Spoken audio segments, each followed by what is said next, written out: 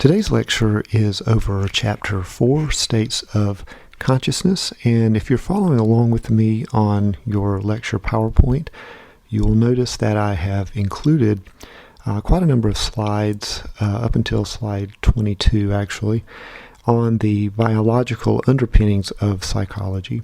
And the reason for this is we have technically skipped Chapter 3, but not exactly. We're going to be revisiting all of this information as we go through the course. I've basically integrated this information into other lectures, but I provide these first 22 slides just to give you an idea of how important biology is in psychology, and that you'll have a general idea of some of the terms that I'm going to be using as we go through the course. I point out specifically neurotransmitters. I would take a look at that slide. I believe it's slide 8.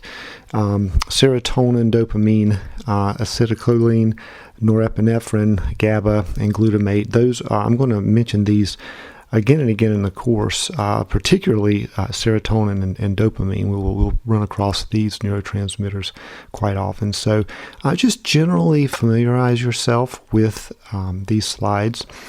You will not be tested over them on the upcoming test. So just, like I say, have an overall understanding of the importance of biology in psychology, but do not worry about this section as far as the test goes. The information beginning on slide 23, where we introduce consciousness specifically, is primarily what I want you to focus on. So the first logical question that we would have to ask ourselves when we're talking about consciousness is, what is consciousness exactly? So while the term consciousness is often used, it's sometimes difficult to adequately define. As we will see, consciousness may operate on distinct levels or exist in differing states. And that's sort of the way we look at consciousness typically in terms of states. But just quite simply, we will define consciousness as our overall awareness of both ourselves and our surrounding environment. So to be aware of your environment is to be conscious. And I always ask students to tell me, can you think of a state where you are unconscious? And the most common answer that I get is sleep. And we're going to see, very interestingly, that sleep is actually a conscious state, believe it or not, albeit an altered conscious state. We'll talk about the difference there in just a moment. But to find an unconscious state is becoming more and more difficult. A really good example would certainly be if you are in a very highly sedated state, like if you are about to go into surgery and you're sedated, you would be unconscious at that point. You would be unaware of your surroundings. So that would be a good example. And some people will also, by the way, I just want to quickly interject, some people will say a comatose state is unconscious. Well, to a degree, yes, but what are we seeing more and more of? When we interview people who were in a comatose state, what do we hear them say quite often? They say that they were aware. They actually heard people in the room. So again, you can see just how blurry this whole idea of consciousness or unconsciousness actually is. So consciousness versus unconsciousness. If consciousness is associated with our awareness of our surroundings, unconsciousness may refer to our experience of but lack of simultaneous awareness of ourselves and our surroundings. However, this definition presents its own unique problems within the context of consciousness studies, as I just mentioned. When we're talking about states such as comatose states, for example. Okay, self-awareness. To be self-aware is to possess the ability to think about oneself. It also involves understanding that the self is unique and in some manner different than other selves. I myself am a self, if you will. I am aware that I think, I am conscious, and I am aware that other people think and that they are conscious. So based on this definition, do animals possess a sense of self-awareness? This is a big question that researchers have grappled with for centuries, really, and there's a lot of evidence to show that many animals are actually conscious. We have one really good example we're going to talk about later with elephants who actually know that if you put a chalk mark on the elephant and they're looking at themselves in a mirror, they try to wipe the chalk off of themselves, which shows they're conscious of themselves. They're not seeing that as some other elephant with a mark on them. They know it's them with a mark on them. So we do see some evidence, some pretty strong evidence in terms of some animals actually being conscious of themselves, self-aware, if you will. Okay, altered states of consciousness. Some states of consciousness exist in a manner wholly different than normal waking states. An altered state of consciousness may be defined as a psychological state that is induced by any psychological, physiological, or pharmacological factor wherein deviations in normal waking states may be noted. Spontaneous altered states may also fall under this classification. So spontaneous altered states happen of themselves outside of one's conscious control.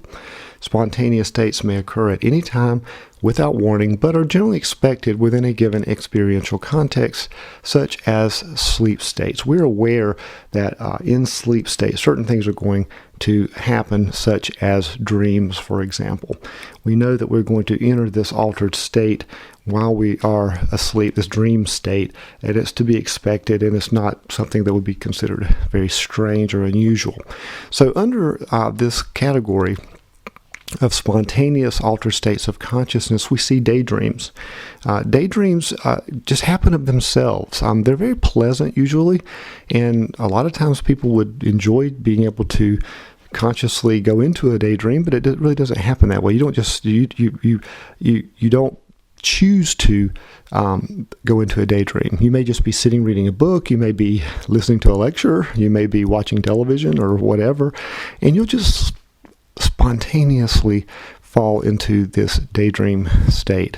Similarly, dreams when you're asleep is very unusual to be able to just say, okay, when I'm asleep, and I'm going to start dreaming. It just doesn't really work that way. It happens of itself. Drowsiness also. Drowsiness just happens of itself for no real reason. Drowsiness just kind of comes on, or we may certainly be tired, but we don't really make it happen. It happens of itself. Hypnagogy. I'm going to talk a lot about this in a little while. But hypnagogia or hypnagogic states or hypnagogic phenomena, a lot of times you'll hear that expression used. Hypnagogia are these states that happen just as you're drifting off to sleep. Very unusual kinds of things like these sinking feelings or floating feelings or these quick jerks that you might notice as you're drifting off to sleep. Those would be hypnagogic phenomena. Again, they happen spontaneously. You don't cause them to happen. They happen of themselves. Okay, physiologically induced states. Physiologically induced altered states are associated with the body. When I use the term physiological, I am referring to the body. Certain disorders or deprivations can result in significant alterations in sensory perceptual experience. And we definitely see this with epileptic seizures, for example. And epileptic seizures, particularly temporal lobe epileptic seizures, often are accompanied by very pronounced hallucinations. Visions that seem very real to the experiencer, but are actually just a mechanism happening in the brain.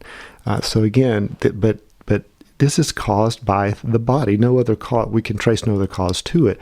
So we would classify that as a physiologically altered state of consciousness. Sleep deprivation. And very similarly, food and oxygen deprivation. As we will see later, these can cause significant altered states, including, again, hallucinations, which are very, very common. And fasting, another one. Fasting, which may be done for religious purposes, or in some cases, people will fast as a protest to some injustice. And we will see also with this, also these kinds of hallucinatory kind of experiences or other sorts of out of body even experiences can accompany either of these types of deprivation. Psychologically induced states. Psychologically induced states are intentional and sought out by individuals for a variety of reasons, including spiritual development, consciousness expansion, or behavioral change. This consciousness expansion was used starting back in about the 1960s onward, where people would experiment with certain practices in order to expand consciousness, as I said, or make their consciousness much more broad or experiential. Some examples, sensory deprivation. And way back even as early as the 1940s, experiments were conducted with sensory deprivation tanks, which you may have seen. They're these large metal tanks that basically would block off all of your senses. You couldn't hear anything, you couldn't see anything. You're floating in this water that was filled with saline, so it made you very buoyant. And you're in this big tank, just kind of floating there in the dark. You can't see anything, you can't hear anything. And some very pronounced experiences were reported by people who engaged in this, out-of-body experiences. People would have hallucinations of various types. Some people would say that they felt themselves float out of their bodies outside of the tank, and they were sort of peering back into the tank at themselves. Very profound kinds of altered state experiences associated with sensory deprivation, mainly because when you cut off the senses, the brain really has nothing to work with, so the brain will sort of create its own experiences, and that's what we are kind of seeing there. Hypnosis and meditation, I'm going to go into detail with these later, but again, with hypnosis and meditation, we are using the mind to sort of separate an experience from what's going on outside. And I'm going to get into that into much more detail later. In prayer, very similarly, people don't often think of prayer in terms of altered states, and certainly a short prayer would not qualify, but longer prayers, especially prayers that are repeated over and over again, and we see this with chanting, and we may see this with prayers. There's a certain prayer that immediately comes to mind in the Orthodox Christian tradition known as the Jesus Prayer, which is repeated over and over and over again. And whenever there's a prayer that is repeated like this over and over again, it can lead to a sort of a trance kind of state, an altered state, where the person really, you're repeating the words over and over, but you're not even really aware that you're repeating them. Another great example of this would be the whirling dervishes of the Sufi tradition. And you may have seen this with Sufi mystics will basically slowly turn in a circle over and over and over again. And this, of course, over time would create this sort of out-of-body kind of almost this experience of this altered state or union experience that we would see. And there are many, many examples from all religious traditions, but prayer certainly would qualify in more intense types of prayer would qualify as that. Pharmacologically induced states. Altered states may be induced by the introduction of pharmacological agents or drugs. Such agents can produce dramatic impressions upon our conscious experience. I'm not going to go into these in any detail right now because I'm going to come back to this later and talk much more about them, but we have hallucinogens, which you're probably familiar with, stimulants or uppers, depressants, downers, and opiates, painkillers. Again, I'm going to go into great detail on these later. Okay, the dual track mind. In terms of conscious or unconscious activity, we may think of the mind as employing a dual track process. Conscious or high track is a deliberate actions of which we are aware, such as calling out someone's name, working a math problem. When we're dealing with conscious or high track, we know what we're doing. I'm setting out to do something. Whereas with unconscious or low track, automatic actions of which we are unaware, such as saving experiences into memory or shaking one's leg, we do these things sort of unconsciously. I remember that the person I was speaking with had black hair. But I wasn't really conscious of it at the time. I wasn't sitting there saying, this person has black hair, and trying to commit it to memory. It was just kind of unconsciously taken into memory. Similarly, just shaking my leg. We're doing a conversation or something. I might just shake my leg, or I might cross my legs and not even be aware that I have done this. Okay, dual processing is the human ability to simultaneously process data on both conscious and unconscious levels. Thus, high-track processing permits us to state, I am watching a bird, while low-track processing permits us to unconsciously perceive color, depth, and form. If you saw a photo of a bird and then I took that photo away and I asked you, well, what color was the bird? Well, you would immediately say, well, that bird was red. And you didn't really have to think about it. You just saw it. Immediately it was processed in your memory. And that's what we're talking about here, that you consciously, I see a bird, but unconsciously I'm taking in a lot of other information about that bird. Okay, while dual processing is highly advantageous, it can present certain consequences that may impair accurate perception. The tendency to focus on some data while completely missing other information is known as inattentional blindness. Have you ever been at school or at work and you leave for the day, you walk out to your car, you get in it, and you drive home? You pull into your driveway and something very strange hits you. You realize, oh my goodness, I don't remember any of those turns. I don't remember any of those red lights or stop signs. But yet you were still able to make it home. And this is what we're talking about with inattentional blindness. We can sort of go on autopilot sometimes. And that's beneficial. We can do multiple things at once.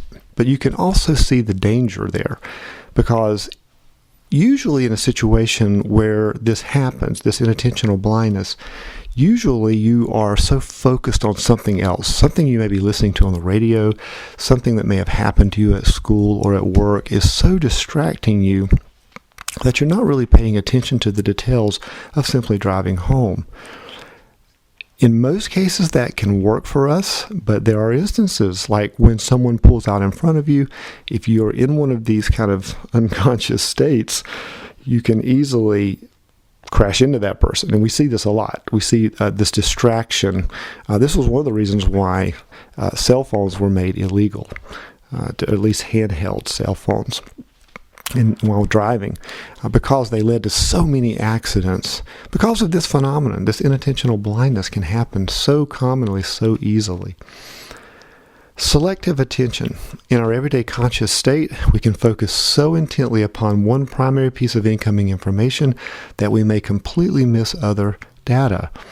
Now, if you are looking at your lecture PowerPoint, there's a photo, an interesting and unusual photo. If you don't know the context, it's sort of strange, with a bunch of people walking around, some in dark t-shirts, some in light t-shirts, and someone in a gorilla suit standing in the middle of them. Well, there was an experiment that's been conducted numerous times where people were asked to watch a video of people in dark t-shirts and light t-shirts passing a ball between themselves. And they were asked to simply count the number of times that the ball was passed between either someone in the dark t-shirts or someone in light t-shirts. It really didn't matter. So the person would sit there, they would watch the video, and they would count the number of times the ball was passed. And it was many times. So let's just say that the number was 23 times. So they were asked after they watched the video, how many times was the ball passed? And they would answer 23 times. And then they would be asked, did you see anything unusual in the video? Did you notice anything strange? And they would say, no, not really, just people passing a ball. They completely were so focused. Their attention was so selective on counting the number of times the ball passed between the people in the dark or the white shirt. They completely missed the person in a gorilla suit who walked directly in the frame of view, stopped in the middle of the people passing the ball, waved, and walked off. This is both fascinating and simultaneously frightening because people can be so selective in their attention that they completely miss other small details that can be going on. In this case, a very large detail. Change blindness. This one is extremely interesting and fascinating, and this one has been done a number of times as well. Change blindness may occur when an individual fails to notice a change in an individual or stimulus after concentration or visual field has been broken.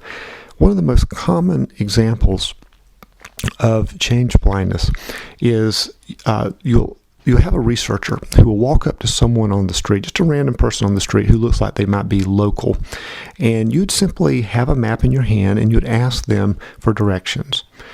While the person is giving you directions, they're looking at the map and they're pointing, you would have other people who are participants in the experiment walk between the two of you holding a large painting or a mirror or something like that, just to block the view temporarily between the person giving directions and the researcher. And the researcher is swapped with another individual during that process. What's interesting is 75% of the time, that is a huge number, at least 75%. In some studies it's even higher than that, but around 75% of the time, the individual giving directions doesn't even notice that the person has been switched. This is true even if the person is a different height, different weight, different gender, different race or ethnicity. It doesn't matter. They do not notice the change because really they're so focused on giving the directions, they don't notice the smaller details, or at least in this case, a pretty significant detail of the change in the individual even asking for the directions in the first place. Okay, pop-out phenomenon. Pop-out phenomenon is basically some characteristics are so striking that they draw our attention even when we would prefer not to notice. Now, I'm sure all of you have had this experience where, and this usually happens when you're in a hurry, of course, to get somewhere. So you get on the interstate, which all of us who live around here have to use the interstate, whether we like it or not. And we're in a hurry, we're making good time, we're going to get there, and all of a sudden, what happens? You pull up, miles of brake lights. You're in a traffic jam. So now you're angry. What is going on? What is happening? I've got to get there.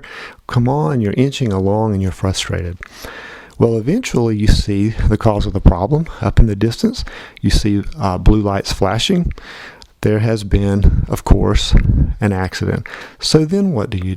Then you get angry at everybody in front of you. What are you people doing? They're rubbernecking, of course. Haven't you seen an accident before and you just go off and you're extremely angry about that as well? You inch along, and you finally get up there to the accident. What do? Of course, you look just like everybody else. Why do you look? Because this accident pops out. You've been by this median 1,000 times. There's nothing there. Weeds, grass, occasional trash, whatever. Nothing to notice. You just keep passing by over and over. But when there's a crumpled car in the median, that's different. That pops out. That gets your attention. So you're much more likely to focus on that than you would otherwise be. Cocktail party phenomenon. We tend to focus our attention on personally meaningful information. If you're ever at a meeting or if you're ever at a gathering, social gathering, a party of some sort, you may be having a conversation with a friend. And you're deeply engaged in that conversation, and you're enjoying the conversations that you're having, but you hear your name mentioned behind you. What do you immediately do? Well, of course, you turn and look, because there's nothing more meaningful to you than you, correct? So you're going to turn and look, and you may turn and look if you hear about something you're involved with, a club, an organization, or even a close friend of yours.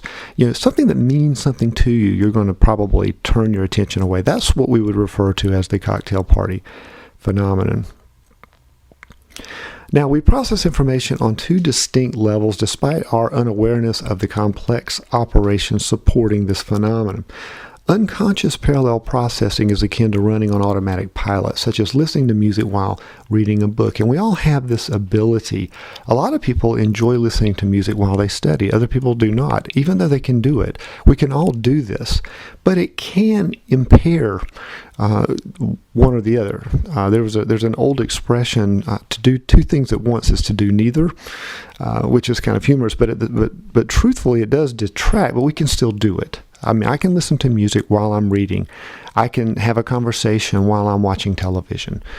This unconscious parallel processing allows us to do this. Serial conscious processing aids in problem solving by allowing intense focused attention, such as playing a violin during a classical music concert. Just to back up really quickly, going back to unconscious parallel processing, when we think of parallel in terms of mathematics or specifically geometry, we're talking about something that is side by side. That's where that term comes from. Just that helps you with a little bit of clarity there. So things that are side by side. I'm taking this in together, side by side. Whereas serial conscious processing, serial means one after the other. So we're not taking in information side by side or simultaneously. We're taking in information on sort of a step-by-step or one at a time manner. And the example given on your PowerPoint slide is that of someone playing a violin. And if you look at a professional violinist at a concert, and you're thinking about them playing a solo perhaps, and someone in the audience sneezes, can that violinist hear that sneeze? Well, sure, but do they? In most cases, that violinist is going to block that out because this is their career, this is their job. Noises can happen in situations like that, but we have the unique ability to focus in so intently on what we're doing, we can kind of block out those extraneous noises or things that may occur that would distract us. I personally believe that this serial conscious processing has a lot to do with what's going on during hypnosis, and I will mention that again when we get to that section. Blind sight. Some individuals who have experienced damage to the visual cortex and in turn encounter blindness in a portion of their field of vision are nonetheless able to perceive changes in the field of vision even though they did not actually see a change occurring. This suggests that perception involves complex processing occurring on conscious and unconscious levels. And in the case of blind sight is extremely fascinating. And I've had students who have blind sight and have verified that this is exactly what happens. Even though their field of vision is not complete, the rest of the processing that is going on, consciously and unconsciously, actually maps the entirety of their perception, so they can even perceive changes when they don't even know they occurred, such as moving a chair out of the way or something of that nature. And we've done this. We've actually put people through obstacle courses who have blind sight, and they are somehow aware that the obstacles have changed, even though that change is outside of their normal visual field. It's a very fascinating area of study, and it demonstrates that our perceptual abilities, our conscious perceptual abilities, are far, far greater than we often realize. Okay, let's back up a little bit and look at what's underlying a lot of these processes. We have to kind of start with biological rhythm, specifically the circadian rhythm, which are fluctuations in bodily functions, especially body temperature within a 24-hour cycle. More than 100 vital behaviors and functions follow the body's natural circadian rhythm, such as blood pressure, heart rate, appetite, secretion of hormones, and on and on and on. It is absolutely amazing how many bodily functions are guided by the circadian rhythm. And if this rhythm is interrupted, you can only imagine the problems that can ensue throughout the body. Suprachiasmatic nucleus acts as the body's biological clock located in the hypothalamus. The SN regulates the amount of melatonin, a hormone associated with drowsiness, secreted by the pineal gland as determined by the amount of light entering the retina. So what we have is a case of the more light that we experience, the less melatonin is produced. And vice versa, the less light, the more melatonin is produced. And there's a lot going on in this statement. I want to kind of break out some of these ideas. The first thing I want to say is, please do not confuse melatonin with melanin. I get this a lot. Melanin is basically deals with helping protect the skin. So the more sun exposure one gets, the more melanin is produced to protect the skin. So that is a totally different thing than melatonin.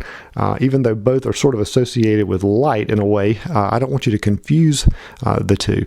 Melatonin is a hormone specifically designed for aiding in sleep and bringing the onset of sleep. So don't confuse those two. And another important point is this idea of light and dark and how that relates to melatonin production.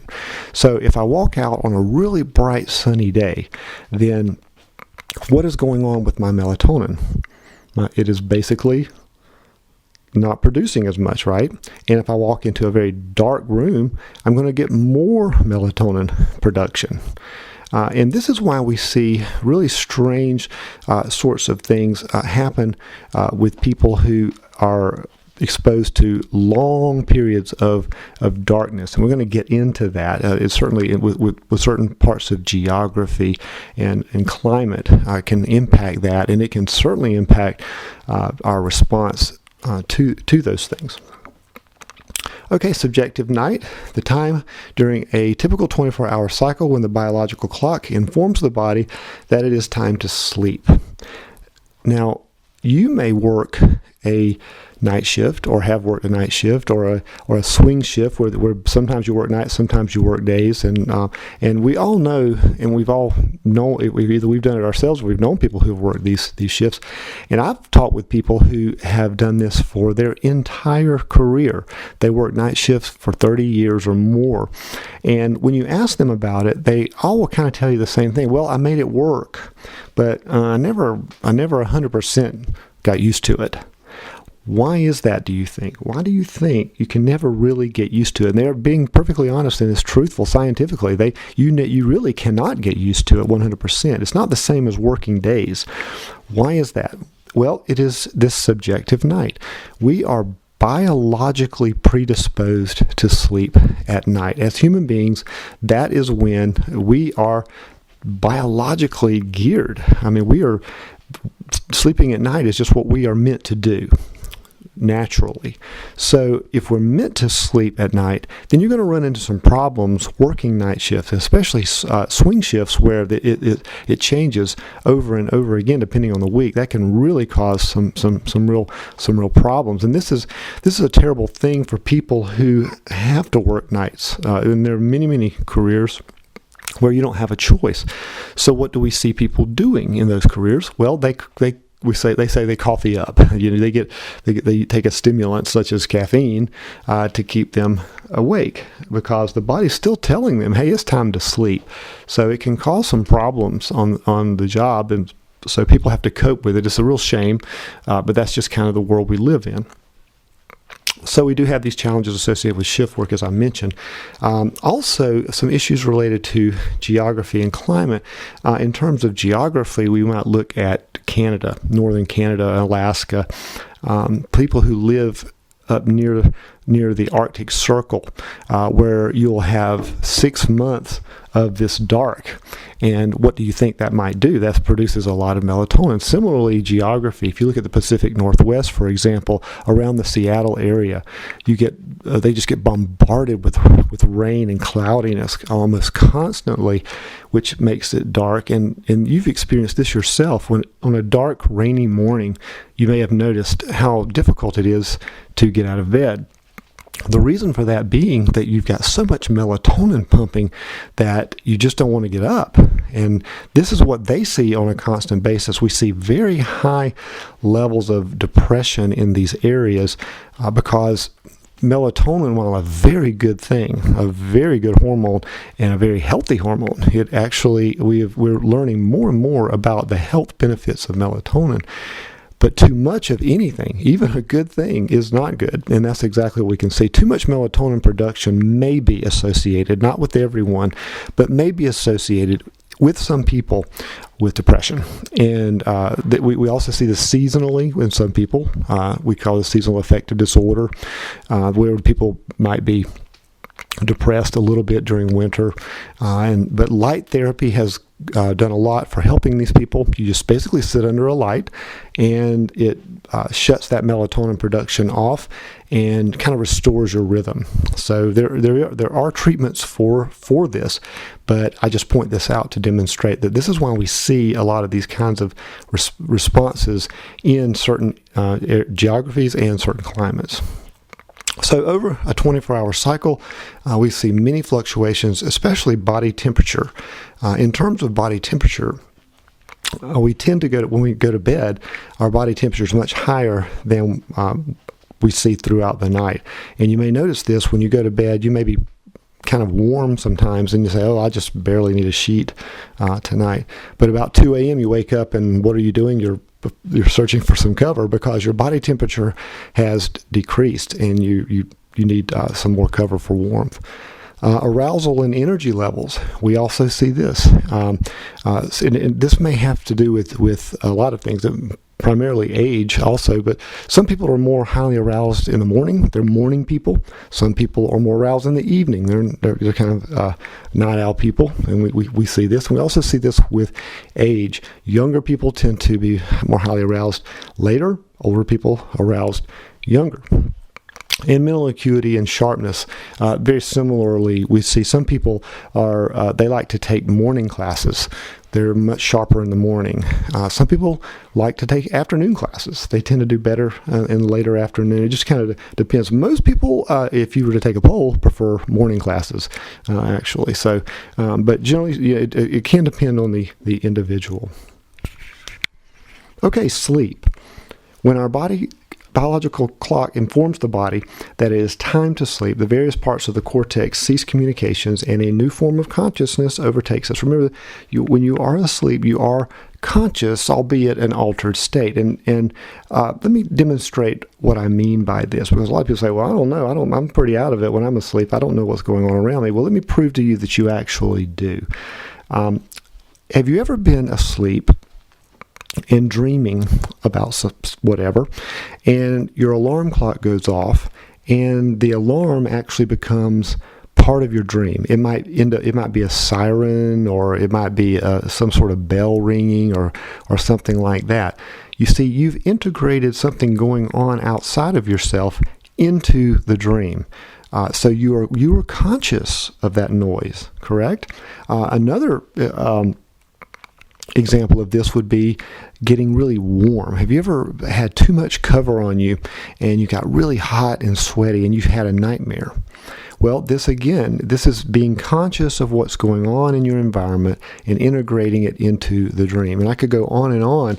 There was an interesting experiment conducted where people were in a sleep study lab, and they were connected to the equipment, which I'm going to talk about a little later, and they were monitored. And when they entered REM sleep, which, as we were going to see, that is dream state sleep, they were sprayed in the face with a light mist of water. Then they were awakened, and they were asked, "What did you dream about?" And very interestingly, people said things like, I was standing in the rain, or I was at the beach and the waves were spraying up on me, and all these kinds of things. I was taking a shower.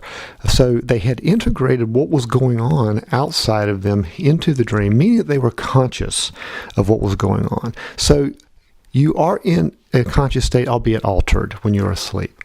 During this state, we experience 5 distinct sleep stages every 90 minutes, every 90 to 100, depending on the individual, and I'm going to go into these 5 states in just a moment. But first, we have to ask the question, why do we sleep at all? And there are many theories associated with this, but there are two main theories that we can look at. Restorative theory of sleep. Sleep provides the body with an opportunity to restore vigor and mental clarity. We all can relate to this one. We definitely know this is true because if you're ever sick, what do you notice? The only thing you want to do is sleep. And we do know that when you are asleep, your immune system is most active. This is why you want to sleep. So sleep, that's another vital reason in the importance of sleep, is that it is your immune function is at its peak, is at its most active. So we need to get plenty of rest all the time, but particularly when we are sick. So the restorative theory basically holds that this is how we restore ourselves. This is how we replenish all of our energy needs, and particularly when we're ill. Circadian theory, sometimes known as the evolutionary theory of sleep, this perspective holds that sleep developed to provide humans with safety during the night. And I'm going to ask this question probably again and again as we go through these lectures, but if we think about primitive humans, early humans, where did they live? And I'll often have students say in caves. Well, and I always respond, yes, if they were lucky. Because if you think about primitive humans, they didn't always have the luxury of any kind of long-term shelter. They would use it if they could find it, but they were hunter-gatherers. They moved along and they basically hunted for food, or they gathered berries or whatever kinds of food they could get their hands on. But they lived out in the bush, pretty much. What else lived out in the bush? Large predators. Exactly. And so you have these large predators, and a lot of these large predators hunt at night. So basically, humans sort of decided to bed down at night and for protection and hunt during the day. And so that theory probably has some merit. Both of these theories have merit, but the first one, of course, restorative theory, definitely, we know that firsthand.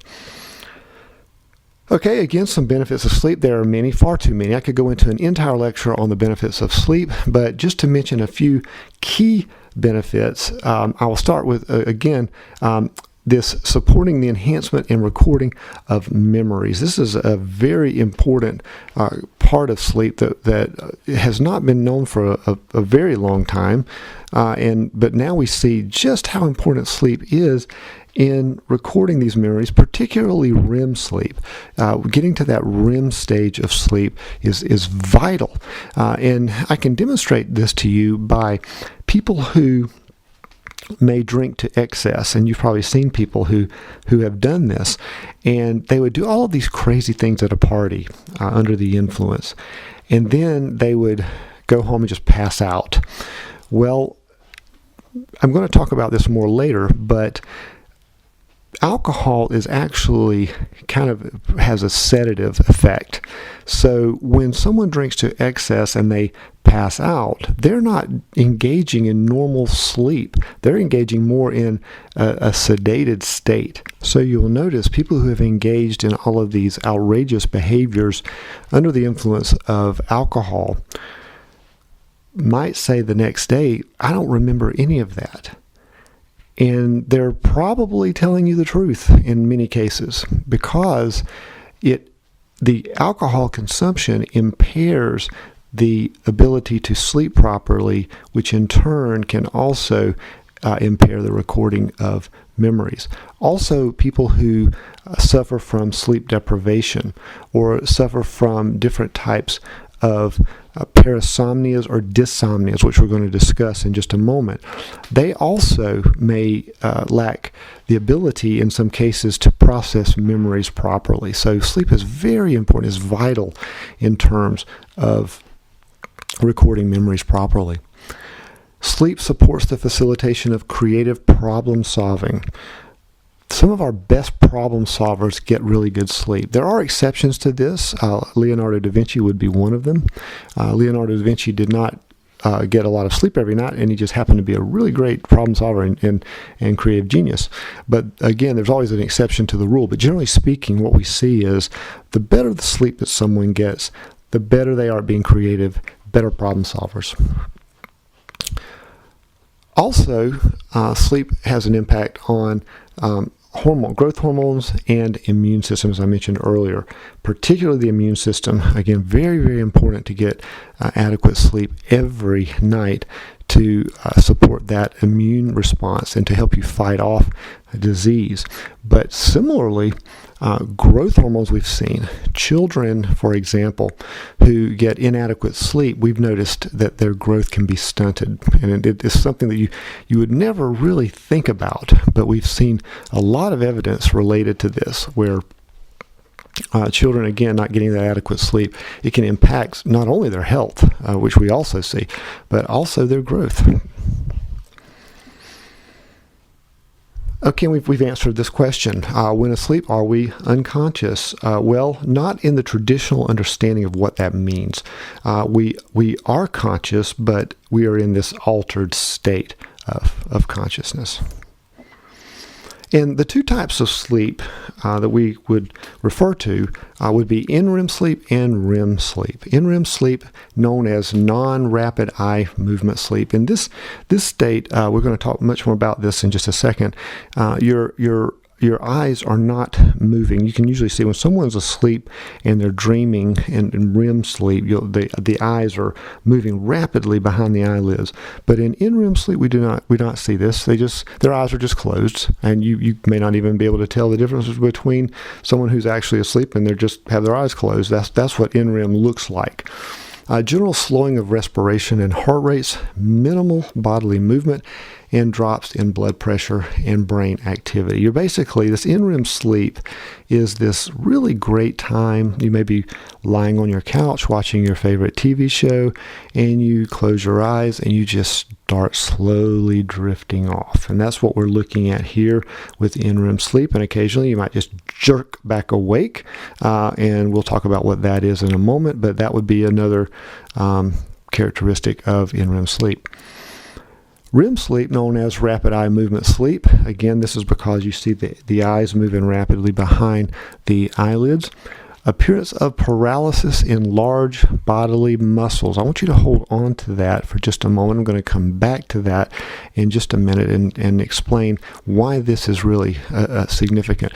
But we do have this paralysis in these larger muscles of the body. Elevated and irregular heart and respiration rates, and highly vivid dreaming. Now, I didn't mention dreaming in NREM sleep. So my question to you is, do you think you dream during NREM sleep?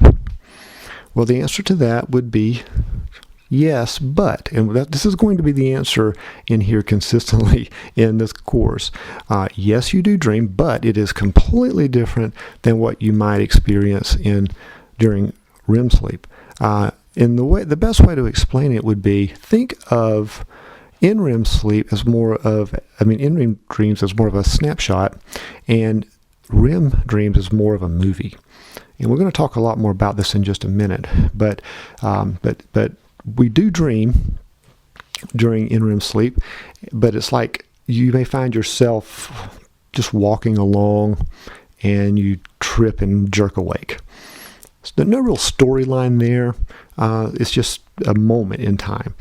But differently with REM dream, so you have more of a story, a movie kind of experience, where there's a beginning, middle, and end. You may not remember all of it, but it does have more of that story-like, movie-like quality. Aids in fixing daily experiences into long-term memory. That's what I was referring to earlier. These REM dreams, we still don't quite understand what is going on there. There are a lot of theories about this. We're going to talk about that later. But the idea is that somehow these REM dreams are created to help us fix memories that we have had, experiences that we have had during the day or previous experiences, and they're somehow being incorporated more into our long-term memory.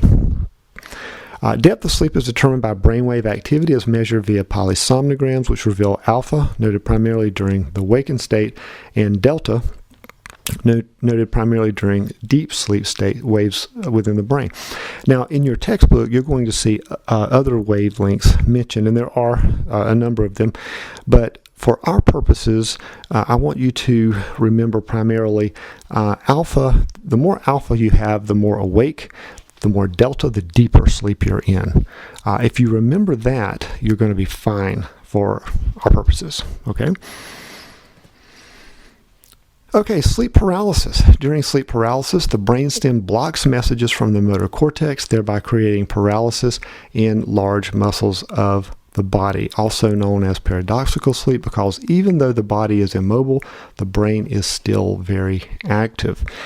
This is what I was referring to earlier. Now, sleep paralysis is normal. This is a normal phenomenon. Why do we have it? Well, if you think about it, during your dreams, you don't often know, in most cases you don't know that you're dreaming.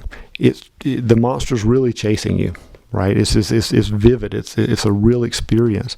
So what do you think could happen if you were not paralyzed during REM sleep? Well, you could possibly harm yourself. That's exactly right. It's the body's response. It's the body's sort of fail-safe there, so that you won't harm yourself during your dream by acting out the dream.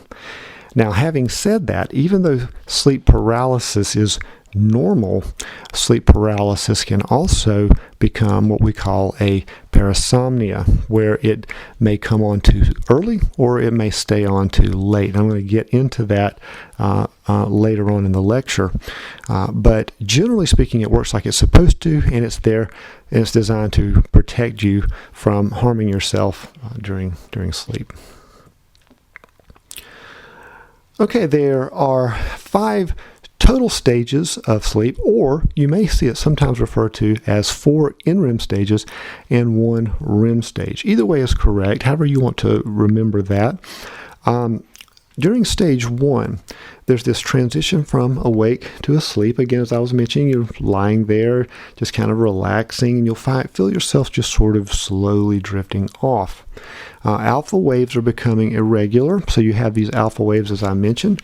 And what basically, if you're wide awake, you have a polysomnogram is very, very tight, very close together wavelengths that you would see. If you think of a heart monitor, it would be very similar looking to that, but much tighter and just very, very active. Well, here, these waves are becoming broken up, a lot less regular, and because you're just drifting off, you're sort of moving out of that full, what we call waking consciousness state. Then you may have these falling or floating sensations accompanied by quick jerks that may briefly awaken the sleeper, which we call hypnagogia or hypnagogic phenomena. And this can be extremely bizarre in many cases. You can feel like you're sinking into your mattress, or you can feel like you're floating up off the bed. And these are just sensations that can happen. And also you can have some really bizarre experiences associated with this. If you think about ghost stories, for example, how many ghost stories have you ever heard that tend to happen when people are in bed?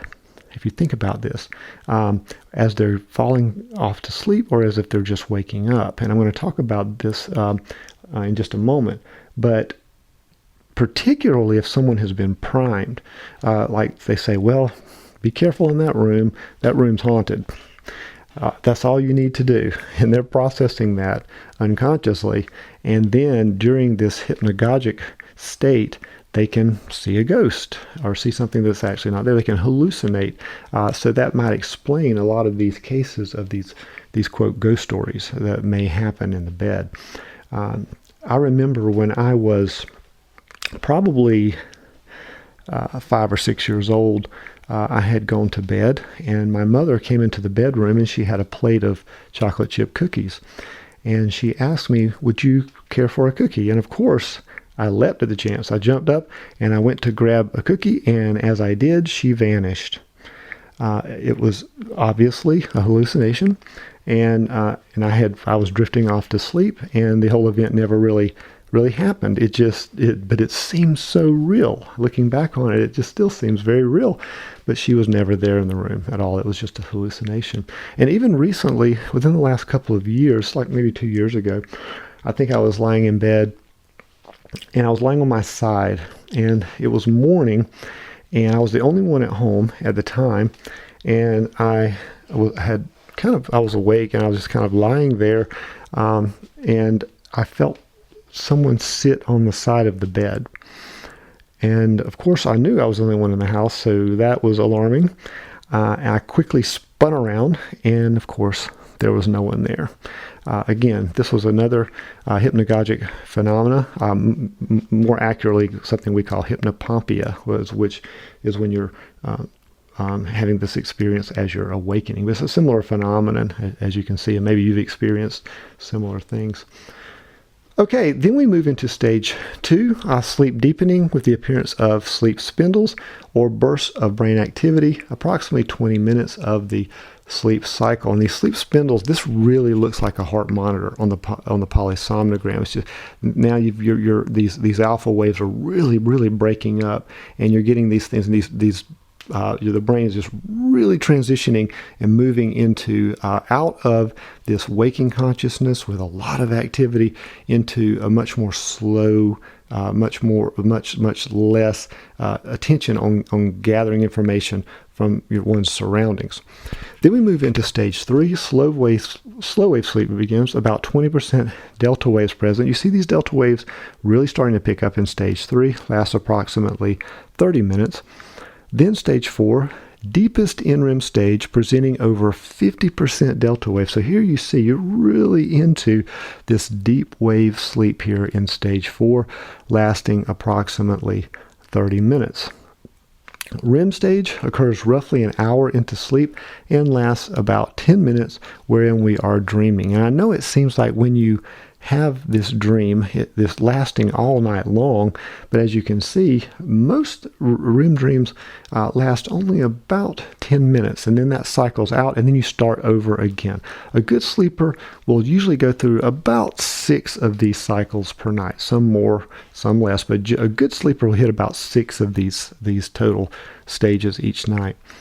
The brainstem blocks messages from the motor cortex associated with the release of neurotransmitters gamma-aminobutyric acid, or GABA, and glycine, resulting in paralysis. This is what's happening to create that paralysis I mentioned earlier.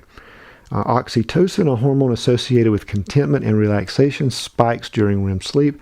Elevated release of DMT, a hallucinogenic tryptamine molecule, has been noted in rats during REM sleep.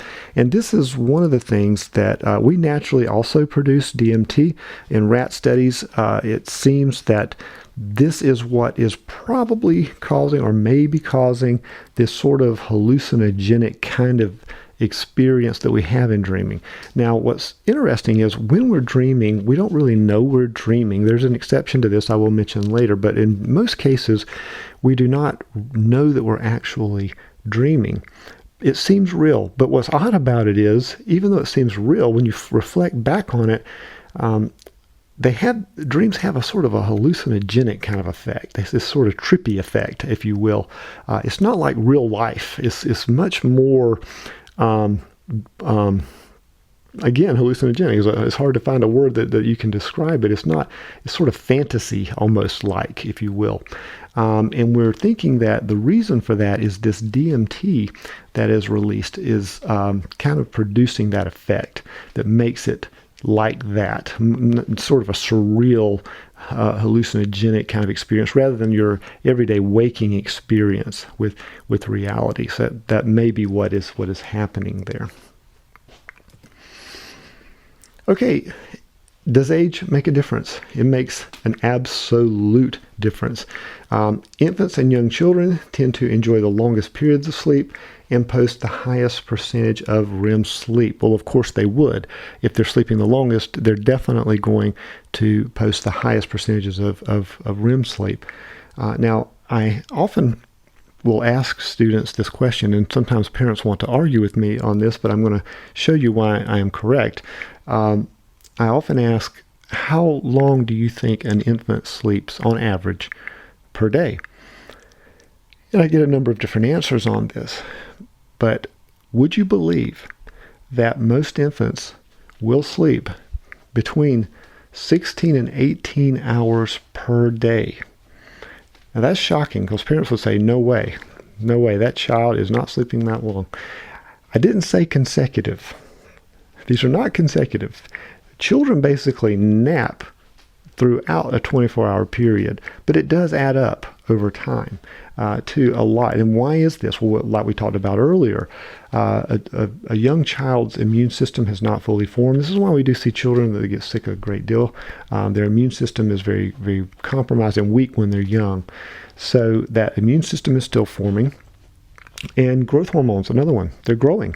Very vital that they get plenty of sleep in infancy for both of those reasons. Children from age 6 to puberty tend to enjoy the best sleep and post the most consistent sleeping and waking cycles. Now, I am going to tell you a lot of good news in this class, but unfortunately, I'm also going to have to share some bad news. This is the first little nugget of bad news. If you are over about 12 years old, which I'm assuming everyone listening to this is, you have already enjoyed the best sleep of your life. It goes downhill from there. And you probably will remember this if you think about yourself when you're this age, or if you have children or younger siblings, you will note that they can absolutely sleep anywhere. They can fall asleep taking the shirt off. They can sleep on concrete. They go to bed pretty much at the same time every night, and they wake up about the same time every day. And that's even on Saturdays. Don't think you're sleeping in. They're getting up, correct? And that's what we see. From about age 6 to puberty, we tend to see these types of sleep and waking cycles. Adolescents experience variations in sleep patterns due to social life. And we do see this with adolescents quite often.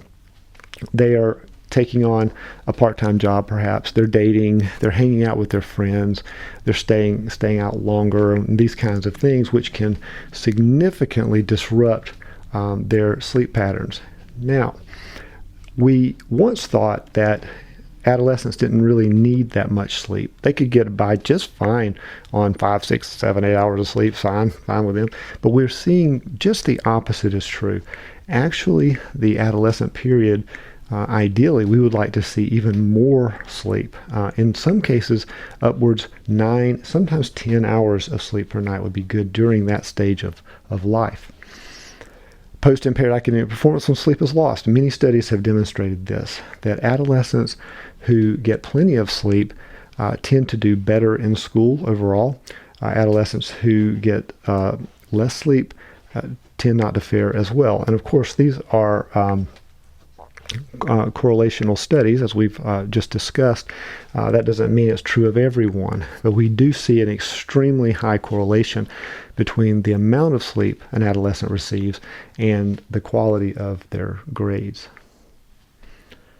Older adults tend to have greater difficulty falling asleep and sleep lightly. And you see this very consistently with older people. If you have an older parent or an elderly grandparent, you probably see this. And I always ask, what time do they go to bed? Well, they go to bed early, some as early as 8 o'clock. What time do they get up? Well, they get up early, 5 o'clock, sometimes earlier than that. And if you're doing the math, you're saying, wow, well, they're getting good sleep. They're getting a lot of sleep. But the sad truth of the matter is they're actually not. By the time someone reaches their 60s, they're lucky. They're lucky to get 6 hours of sleep a night. Because what ends up happening is they toss and they turn a lot. They get up a lot. They can't stay asleep. So in many cases, they're getting up not because they're well rested, but because they're just tired of laying there. And so that's why you see so many instances of older people having naps, taking naps throughout the day to try to make up for lost sleep. So why is this? Well, we don't know 100% why, but one possible explanation is this loss of ventrolateral preoptic neurons that occurs with age. And these neurons are associated with regulating sleep. And if you lose these neurons as you age, then obviously there's nothing to really help you outside of melatonin. There's nothing really helping you stay asleep. So that's one of the reasons that we're looking at as a possible reason for why older people just do not get really great sleep. Now, I've always taken this poll with all of my classes, and I get the same consistent answer every time I ask this question. How much sleep do you get per night? How many hours of sleep would you guess the average student gets per night? Now, when I ask this, I always take this poll. I always say, how many of you get 8 or more hours of sleep per night? And I'll always have 1 or 2 in the class, maybe 3, that will say they get that much sleep. But everyone else, guess how much sleep the average is? For college students, around 5 hours. Around 5 hours of sleep, which is, by any estimation, far too little. Far too little. Some get 6, maybe, but college students in particular, because in many instances they may be working other jobs, they may have a family, there's just so much going on in their lives, they'll sacrifice their sleep, which is kind of upside down, actually. The sleep should really come before most everything else for the reasons we've already discussed and other reasons we'll talk about later. Sleep is one of the most important things you can do. And a lot of people think, well, I'm just wasting time sleeping. Whereas sleeping actually is a fundamental function of your life experience. And so you should engage in as much as you can without going too far. You don't want to oversleep. You don't want to sleep 10, 11, 12 hours a night.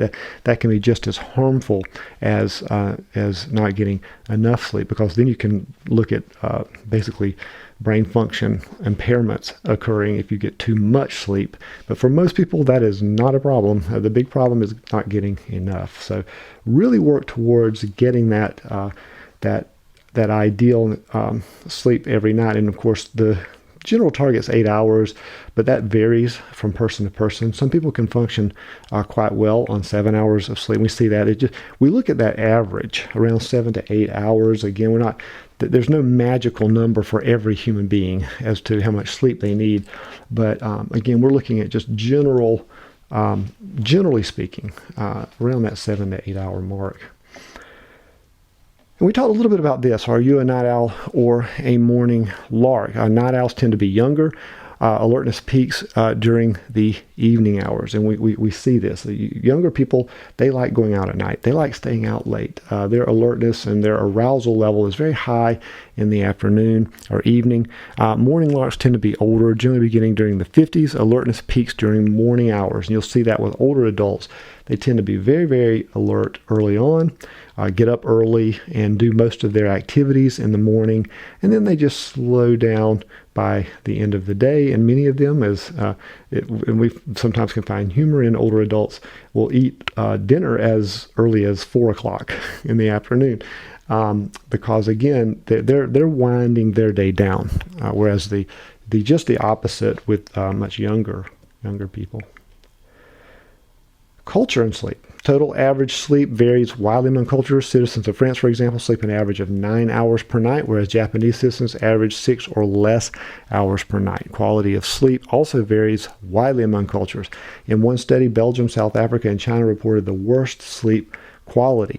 North Americans sleep less hours than many countries and less than was reported in the past. And why is this? Many reasons. Again, we talked about earlier the night shifts, swing shifts, that can be a factor, but really technology is a main factor. We're so glued to technology, to phones, to iPads and things, the computers and that sort of thing, television even. We're so glued to these things that they can impair our ability to sleep well or sleep at all. Video games, another one that people just get distracted. They'll get addicted to a video game and just play it all night long. That impairs sleep. So we see many, many reasons for this. And just as an aside, you may have heard this, but research has demonstrated that the blue light that's emitted from televisions and computer screens and phones and everything else, that actually impairs melatonin production, or actually delays it, would be a better word. So you want to do away with electronic devices for several hours prior to actually trying to go to sleep. Because if you're looking at a computer screen right before you go to bed, it's going to be much more difficult for you to drift off into that NREM sleep. Now, there's this slide is without this explanation probably wouldn't make much sense. This you saw what? But I use this to sort of transition into the next section that I want to discuss.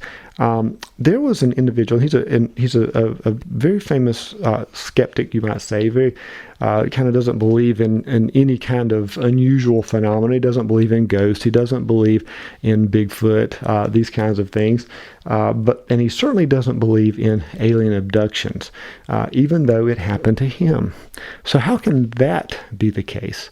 Well, in addition to being a skeptic, this individual also engaged in these long range bicycle races where you would race for long periods of time. You pull over by the road, you'd camp, you get back up and you go racing again. Well, he was in one of these races in the desert Southwest, I believe it was, and he was going along and it was getting dark and he was making really good time, and it was really time for him to pull over and get some sleep, but he was making such good traction and headway. He was so far ahead of everyone else, he decided, well, I'm going to just push it a little further. Well, as the sun set and it became darker, he noticed this light out on the horizon, and the light got closer and closer until it got right up beside him, and what was it? You guessed it, flying saucer. All of a sudden, he felt himself being pulled off of his bicycle, floated into the craft, and he was then sort of experimented on, if you will, by these alien beings. And then he remembered finding himself beside the road drinking a Gatorade. Very vivid memory. He recalls it like it happened yesterday, even though it didn't happen at all.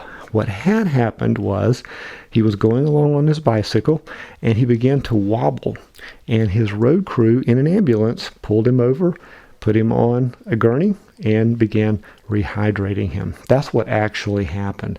But he imagined this other experience, probably because he talks about flying saucers and abductions all the time.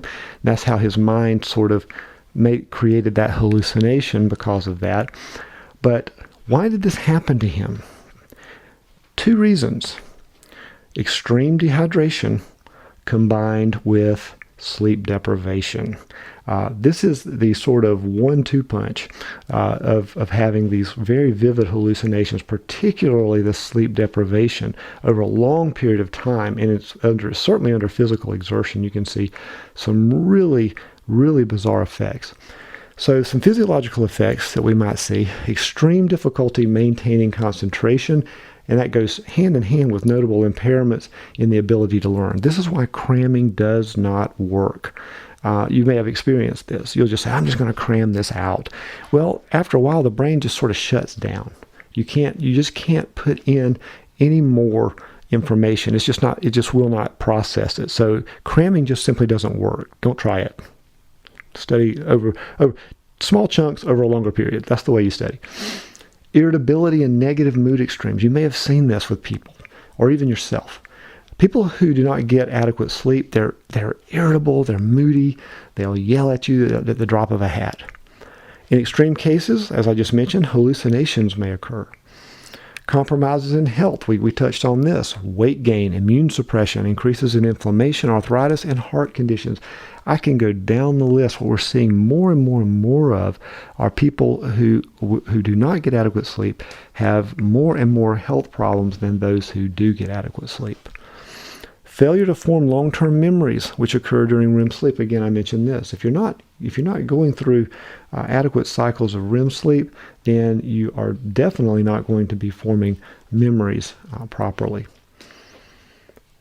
Some neurological effects: marked decreases in temporal lobe activity and increases in prefrontal cortex and parietal lobe activity, a compensatory strategy resulting from decreases in temporal lobe function. And we do see this. The brain will compensate. It will make compensations for other parts of the brain that may not be working properly. But we have to think about it like this. That part of the brain that is compensating for the part of the brain that is not functioning properly was not designed for that. So it can sort of try to get you by, which is exactly what's happening, but it's not actually the proper function. So it's not something you should rely on over a long period of time, which can often happen with people who push themselves to the limit and staying awake for long periods of time.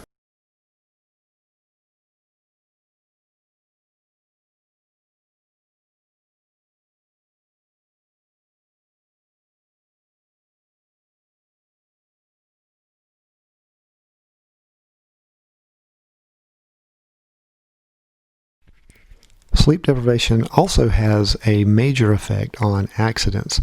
An often overlooked effect of sleep deprivation is its impact upon accidents, which takes a heavy toll upon commuters on the highway every day in the United States. According to one study, Georgia ranks 7th in fatal car crashes, well over 1,000 annually. And I've noticed they keep track of this actually on the highway. On some overpasses, you can see these numbers. And generally, even by almost mid-year, you tend to see very high numbers.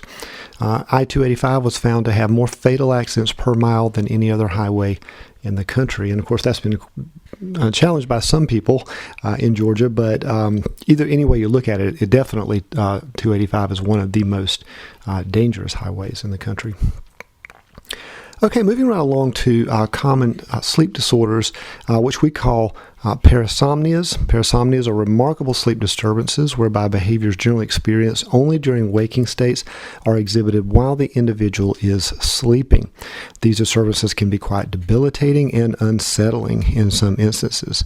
Somnambulism, which you may be more familiar with the term sleepwalking, generally occurs during stage 3 or 4 of the sleep cycle. Experiencers are not typically acting out dreams, and this is an important note to remember. If you look at someone who is sleepwalking, you'll notice a couple of things. In most instances, their eyes are open. So people often think that these people are just pretending or something of that nature, but they're actually not. They're completely asleep. However, they are not dreaming. You'll recall that dreaming occurs during REM sleep, which occurs after stages 3 and 4. So the person is not awake and they're not dreaming. They're in sort of a gray kind of area there. Behaviors range from benign to extreme. Benign might be waking up in the middle of the night, going to the bathroom, coming back to bed, and just not remembering doing that. But they can be far, far more extreme cases of people waking up, fixing an entire meal, eating it, snacking, and raiding the refrigerator, if you will, and going back to bed and never remembering it. And it may run in families. We do see cases, in many cases, parasomnias in general will run in families, but there are cases where they do not, so we don't really know why that happens, but there certainly is a link in many families between sort of a genetic correlation there. You see on the PowerPoint I have a bullet point, sleepwalking and Fido. I'm going to refer a lot to dogs, animals in general, but dogs in particular in this course. The reason that humans and dogs have formed such a close bond over the centuries is because the socialization or the social structure of canine communities is very, very similar to that of humans. And they also suffer a lot of the same disorders that humans suffer, and this is one of them. Dogs will often sleepwalk. We'll see this. In some cases, they'll just lie down on their side and run. Looks like they're running really rapidly, but in more extreme cases, they'll actually get up and run, and often they can sort of injure themselves as a result of that. So that would be a very extreme case, but we do see it. In somnambulism and sleep aids, as I mentioned earlier, with this 24-hour cycle that we have in the world today, where people are working around the clock, there are instances where people will develop very extreme cases of insomnia, which we're about to discuss in a moment.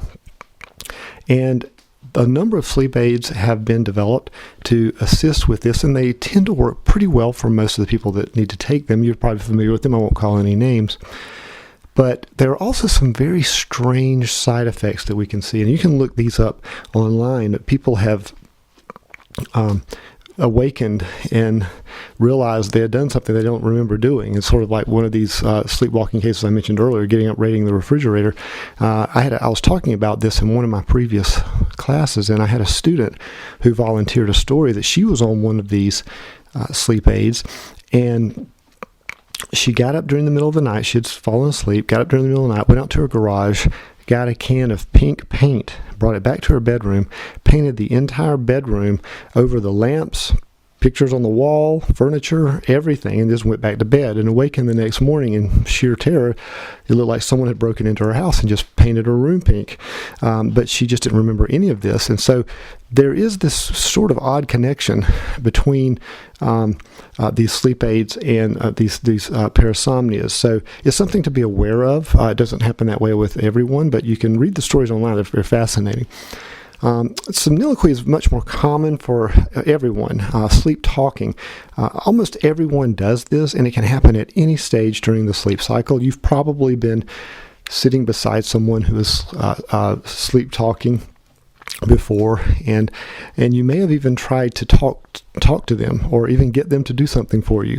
But what you'll notice is if you talk to them, they will respond because, again, as we've said before, they are conscious, but albeit an altered state. They hear that you're saying something, but it gets retranslated if they're dreaming, it gets retranslated into something else. So they'll respond with either a nonsensical kind of response or just plain gibberish a lot of times.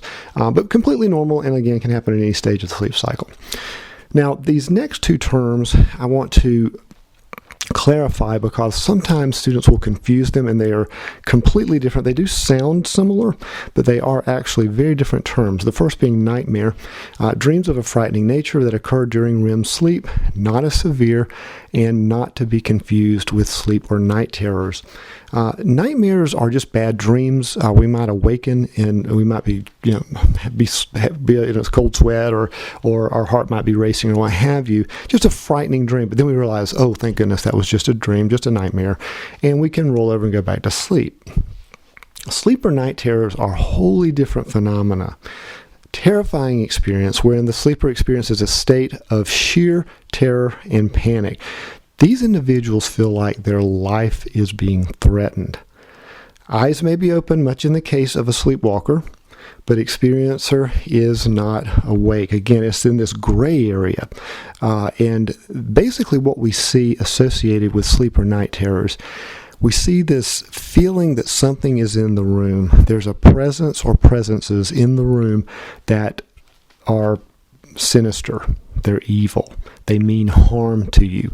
So the person is in this state where they feel like they can't do a thing. They're just, and I've seen cases of this where people were running around their room screaming in terror, but yet not awake. Not fully dreaming either, but not, and eyes are open, and they're just running around in terror. This presence or presences is in the room, it's out to get them, it's out to hurt them. It's a very terrifying kind of thing.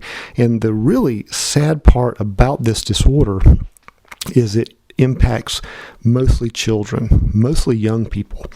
And you can only imagine how terrifying that is to be young and to feel like something's in your room. And we think that we could trace this back through human history, and this very well may have something to do with this idea that children sometimes feel like there's something under their bed or there's something in the closet, monsters under the bed, monsters in the closet, that sort of thing. There may be a tie-in there that may explain where that came from. These multiple experiences, they're actually much more common than people realize, and they have occurred throughout human history. They tend to fade as the child grows up. Some people will experience them during childhood, and as they reach adulthood, they completely disappear. Some people will experience them sporadically throughout childhood and much more sporadically during adulthood. It just kind of fades away. Some people experience them their whole lives, but a lot less as adults. Treatment for this is difficult. Certain things have been attempted, such as anti-anxiety medications, just to calm the individual, see if that works. That has proven helpful in some people. Other things are going to bed at regular times each night. That's another approach that could be used. There's really no one treatment that is, this will cure this. It's a lot of times, again, the person may have to slowly grow out of it. Why do we see this? Sometimes disruptions in the home might be the reason. Parents going through a divorce, instability, these kinds of things can sort of trigger this. But there are some cases where a child's home life is perfectly serene and they still experience it. So we really can't trace it to any one reason. It's almost an individualistic kind of thing, both in the onset and treatment. So, but a very frustrating, as you might imagine, for a parent to have to deal with, and even for the individual as an adult. Okay, I want to revisit sleep paralysis. Remember, I talked about sleep paralysis earlier as normal, being paralyzed, that is, during REM sleep is normal for self-protective reasons. However, it can become a disorder when it comes on too soon or lingers too long. So paralysis experienced just as one is falling asleep would be a hypnagogia. That's like this early onset paralysis, or when one is waking, which we call hypnopompia. And basically, again, sleep paralysis is normal during REM sleep, but when it's coming on as you're drifting off to sleep, and people have noted this before, people who experience this, they're lying there, they're just relaxing, and they can feel themselves drifting off, but then all of a sudden they can't move. They can't move. They try. They can't pick their arms up. They can't turn in the bed. It's a very frightening experience. And similarly, as someone might awaken, they're fully awake and they can't move. Similarly, so either state very similar. We just have two different terms to describe very similar situations. What do we see occurring with this paralysis? Oftentimes, we will see these hallucinations that I mentioned, and often they're of a very malicious nature. And people who experience this sleep paralysis will often report something's in the room, or more commonly, something might be sitting on my chest. I feel like something is taking the air from my lungs. An inability to speak. You can't scream out for help a lot of times. Or an inability to react. Obviously, you're paralyzed, so you can't move. You can't run away from this presence that is in the room. Now, a very interesting portrait I've included here on your PowerPoint is Henry Fuseli's painting The Nightmare, representative of classic depictions of demonic visitation experiences typically accompanying sleep paralysis. And you see this, there are a lot of these kinds of themes that occur in art. Now, we would not necessarily call that a nightmare now. As you see, we've distinguished between what a nightmare is and what sleep paralysis is, or what a sleep or night terror might be. This would be much more akin to a sleep or night terror or a sleep paralysis hallucination. However, I want to point out another really interesting thing. If you can imagine someone who might suffer simultaneously from sleep or night terrors and sleep paralysis simultaneously, that would be quite a terrible fate for anyone. But if we think about all of the symptoms I just described between those two disorders, think about what we often hear people who report alien abduction experiences. If you think about it, they report a presence in the room or presences in the room. They report being regularly visited by these presences. They report sometimes they may report like a shiny light or a craft outside of their bedroom or something of that nature as the paralysis is coming on. All of these things, they can't speak, they can't scream, they can't run. All of these things are very much in alignment with these two disorders. So I'm not saying this is the explanation for these experiences, but I am saying it does provide a very interesting logical explanation. Moving on now to dysomnias. Dysomnia refers to a specific impairment impacting the quality or quantity of an individual's sleep experience. And the number one being insomnia. There's no one who has not ever experienced some form of insomnia, be it a short-term or long-term. Refers to pronounced lack of sleep, awakening before one wants to, or being unable to maintain or attain adequate rest.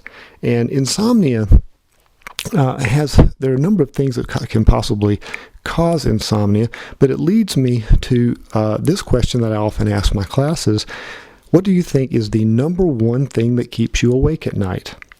And I get a lot of the same kinds of answers, very common answers.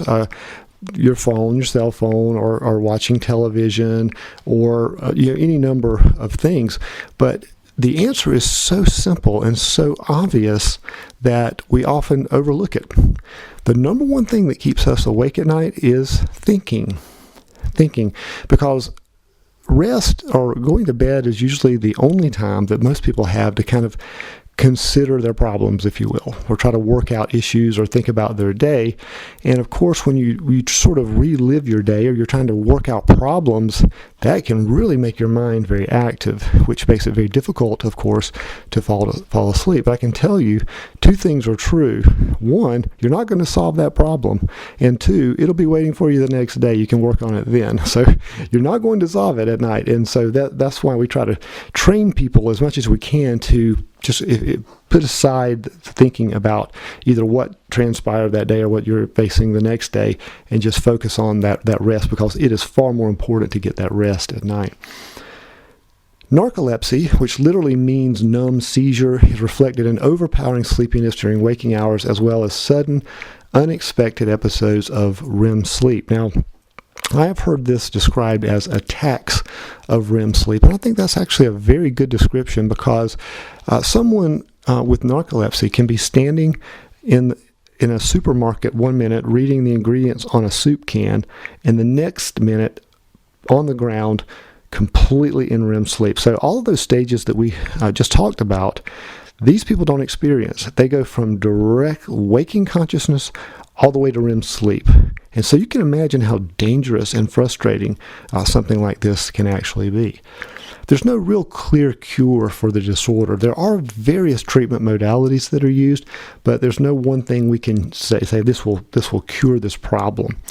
It may include sleep paralysis and hallucinations. If it's not bad enough that these people have to suffer from narcolepsy, they often have to endure other issues, other parasomnias, such as sleep paralysis and hallucinations as well. Can occur regardless of sleep duration. So some people have actually tried this. They've tried to get 10, 15 hours of sleep, and they would still have these episodes of insomnia. So it really has nothing to do with sleep duration. There's something else going on here. Stress may increase the likelihood of narcoleptic episodes, absolutely. We notice this consistently with both humans and animals. And again, animals also can suffer from narcolepsy or narcoleptic type disorders, or just traits. You see this with fainting goats. You may have seen fainting goats where they're just minding their own business, out grazing, and you can sneak up behind them and clap your hands really loudly, and then they'll just fall over. And that's an example of a sort of a narcoleptic episode brought on by stress. May result from low levels of hypocretin, a neurotransmitter associated with wakefulness, and that's what we think is happening in many of these cases. They just have these low neurotransmitter levels that just may prevent them from staying awake. Typically diagnosed between ages 10 and 25 and treated with antidepressants and sleep aids. Again, these are more treatments than cures, and they can help some people.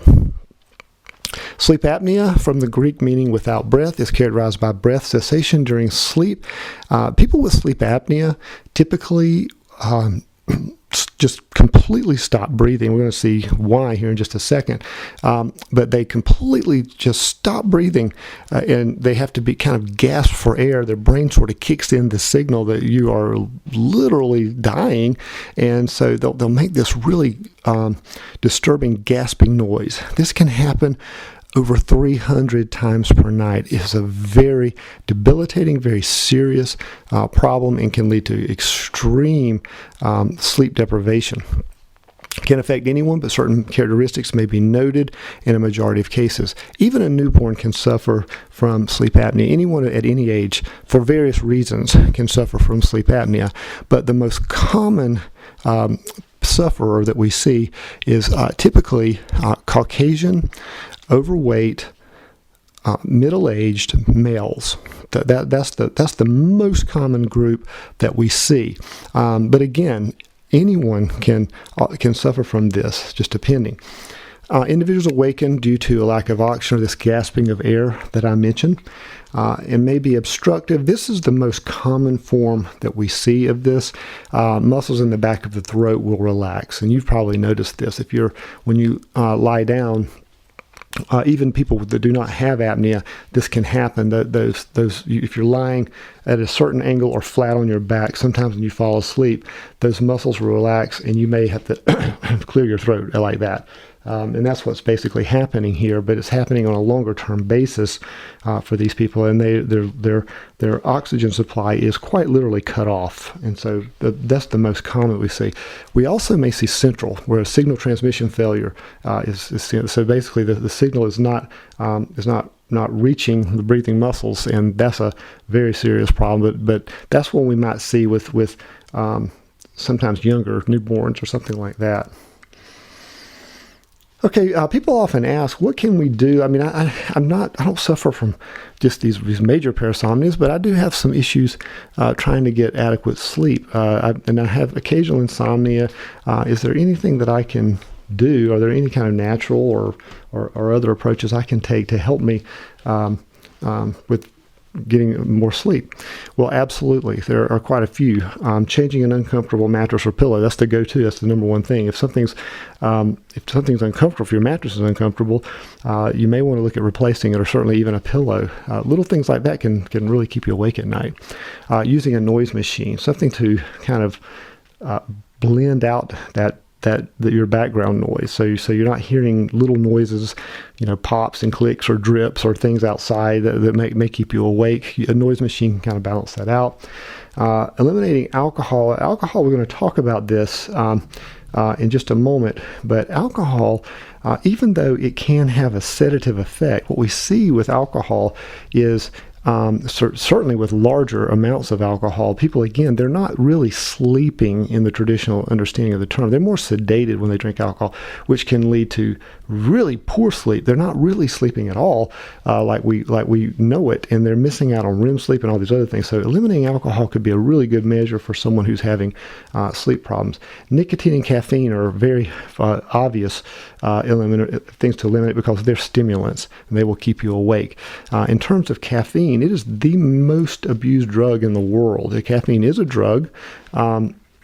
And used in moderation, it's very benign, but used in larger amounts, and of course in the United States, we consume a great amount of caffeine.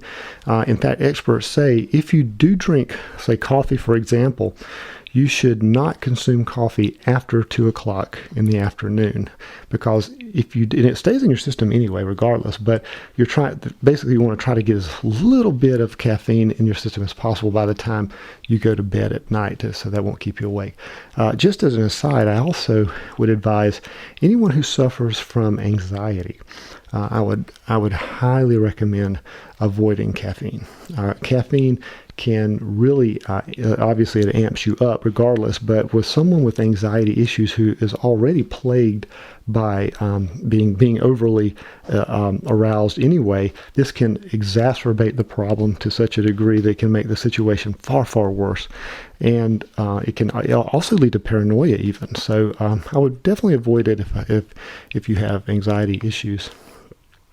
Don't exercise before bedtime. I've seen people do this. I've seen people do push-ups, sit-ups, what have you, before they go to bed. Bad idea. That increases your arousal level, and it makes it much more difficult to sleep. Don't eat after 8 p.m. Some experts recommend actually don't eat after 7 p.m. So I would definitely take a hard look at eating, because it's a lot of work to digest food. And some foods are very difficult to digest and take a lot more effort. And you may feel that if you've ever overeaten, you've eaten like a heavy meal before going to bed, and you lay down and you feel your heart thumping really hard. That's exactly what's happening. Your body's having to work really hard to digest that meal, and that can keep you awake. Exercise during the day and practice relaxation and meditation before bedtime. Anything just to bring you slowly down and relax you.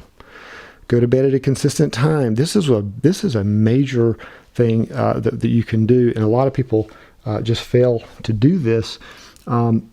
It's one of the most important things you can do and the easiest things you can do. But I see people that go to bed at 10 o'clock one night, 11 o'clock the next night, midnight the next night, and on. The body can't really develop a schedule. The body loves schedules. It loves to be on a regular routine. So as regular as you can be, the better.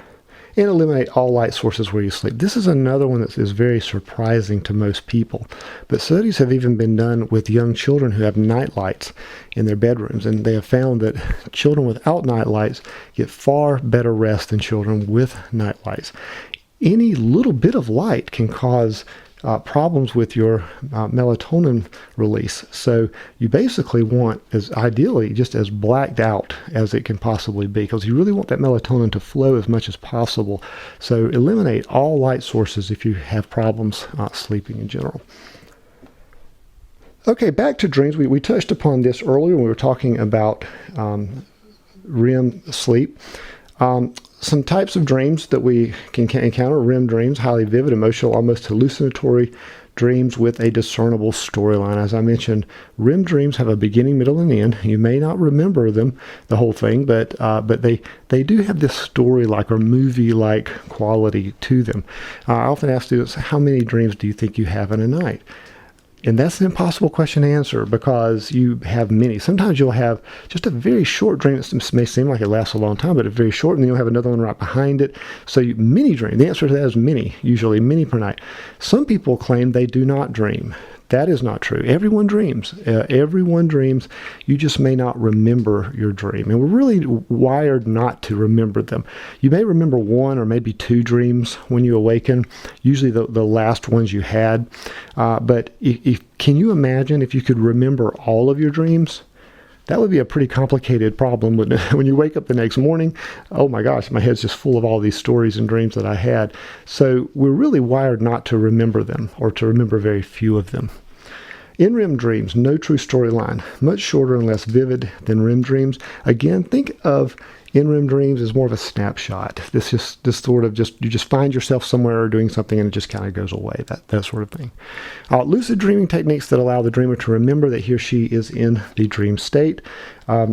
Lucid dreaming, it would be very valuable if everyone could do it. Unfortunately, not everyone has this ability to realize, oh, I'm in a dream, and then you can just do whatever you want. You can fly or whatever, whatever you might be able to imagine. That's the advantage if you can remember it. But most people just can't really do it, but some people can do it. And there are techniques where you can learn to do it. You can just Google it online. You would definitely see that there are people who have all of these sorts of recommendations or techniques to kind of realize that you are in the dream state, which would be a good thing. Like I say, you can kind of do things that you would not normally be able to do, and you wouldn't have to worry about monsters attacking you either. REM rebound, or increased REM sleep, occurs when an individual is finally able to attain adequate sleep following a period of deprivation. So let's say you had insomnia, or you worked a double shift or something like that, something that kept you up for two nights, 3 nights straight for whatever reason. When you finally are able to get to sleep, we see something called REM rebound, where it's almost like the brain is trying to catch up for lost sleep. And so you just move really quickly in rapid succession into REM sleep over and over and over again. I'm going to talk a lot about Freud later, but we do have to mention Freud within the context of dreams, because Freud's psychoanalytic theory was centered around dream interpretation. Dreams to Freud were a very important component of his theory. So people would report their dreams, the dreams that they remembered, to him, and he would give them an interpretation of what that dream actually meant. So for Freud, there were really two components to dreams. One being the manifest content, and the other being the latent content. So for Freud, the manifest content was dream content as actually remembered by the dreaming individual, what the individual remembers dreaming. So it's what you might remember. So if I remember, I was walking through a meadow on a hike headed towards a mountain, whatever, watching the sunset, okay? That was my dream. That's what I remember dreaming. So for Freud, that would be the manifest content, what I actually remembered. But also for Freud, he believed that underlying that manifest content was a very symbolic, latent content. What the dream actually means as masked by the symbolic manifest content. So for Freud, the latent content was that underlying meaning. It's what the dreamer was actually dreaming, what they actually meant in that dream. And again, for Freud, as we're going to see later, it was most likely some sort of sexual fantasy that was being repressed. Because for Freud, as we're going to see, almost everything leads back to sex as a primary driver, and we'll talk about that much later. But nonetheless, that's the difference between the two. The manifest content is what you actually remember dreaming. Latent content is what is masked, is what's underlying that symbolic manifest content. Why do we dream? There are many theories related to why we dream, but two I want to point out. Two of the most popular theories are activation synthesis theory and evolutionary theory. Activation synthesis holds that while we sleep, the brain is filled with countless neuronal firings. According to the activation synthesis theory, dreaming is simply an effort on the part of the brain to make some degree of sense out of these random neuronal firings. So we have these random firings going on, which is true in the brain. It's operating. It's still operating just as much while you're asleep as while you're awake. It's doing sort of other things that it does not normally do during the waking state, but it's still operating, and all these firings are going on. In addition to that, you have this external stimuli going on, which I told you about earlier, like the alarm clock going off, or you may hear something dripping, or you may be hot because you have too much cover on you, or something of that nature. But anyway, you're still taking in all of this information, causing neuronal firings, so the brain just makes a story out of it. And that's pretty much what they're saying with activation synthesis. You're just creating sort of a storyline to kind of address all of this environmental stimuli going on. According to the evolutionary theory of dreaming, dreams are a trial run of dangerous and sometimes life-threatening events that we may encounter in our daily lives. And if you think back again to early or primitive or human communities, they were hunter-gatherers, and really just going out every day to find food was life-threatening. And basically, this theory holds that situations like trying to hunt for particular animals who are going to fight back if they can, and led to some serious injuries to people. We see this in peat bogs, where we found bodies of very early humans that are perfectly preserved. We see that they died very young in many cases. And there was a peat bog fairly recently found in Florida, and at first they thought that they were finding so many young people in there. They thought that had been sacrificed, but actually they had not been sacrificed. This bog was used to place the deceased, which perfectly preserved the bodies, and they found that these people were all died of very minor injuries. We're talking a broken bone or a scratch, because even a scratch, if it became infected, could kill you. They did not have antibiotics and those sorts of things. So very traumatic lives were lived with early human society. So the idea developed that probably what was going on, dreams developed sort of as a trial run, sort of a practice. This is why, have you ever wondered why you fall off of the cliffs or things like that in a dream? And well, the idea is that if you were ever faced with that, maybe you could respond. Maybe there was a way for you to react. But again, both of these theories may have some merit, but they're kind of interesting to consider. They're two of the leading theories that we would talk about today. All right, let's talk a little bit about hypnotic and meditative states. Hypnotic and meditative states represent altered consciousness events that we engage in only if we elect to do so, and this is very important. Now, we know with meditation that you elect to do that. You just choose to meditate. Hypnosis, on the other hand, people often believe that you can be hypnotized against your will. We're going to talk about that is not possible, actually. It's you choose to do it. You're not just walking down the street and you spontaneously fall into meditation or spontaneously fall into hypnosis. Basically, you have to choose to do these things, and that's basically what we're talking about. Okay, meditation techniques designed to minimize external distractions via focused attention upon bodily movements, a particular object or word, or the breath. We most commonly associate this with Eastern meditative or spiritual practices associated with meditation. And the one that most often comes to mind is Zazen, seated Zen in Zen Buddhism meditation, or you also see this in Hindu practice and many other religions throughout the world, or just individuals who are just engaging in meditation. It doesn't even have to be a spiritual pursuit. It could just be something for relaxation. Very commonly we see it in Eastern culture, but even in the West now we're seeing many more applications of meditative techniques, but probably the most clearly that you would see would be simply prayer. Prayer is a meditative exercise. People don't often think of it in that way, and certainly a short prayer would not be as meditative perhaps as a much longer prayer, but lengthy prayer can be very much engage in more of a kind of a meditative state. Maybe not as much so as a seated meditation perhaps, but you get my point, where you're moving into this much more relaxed state of consciousness.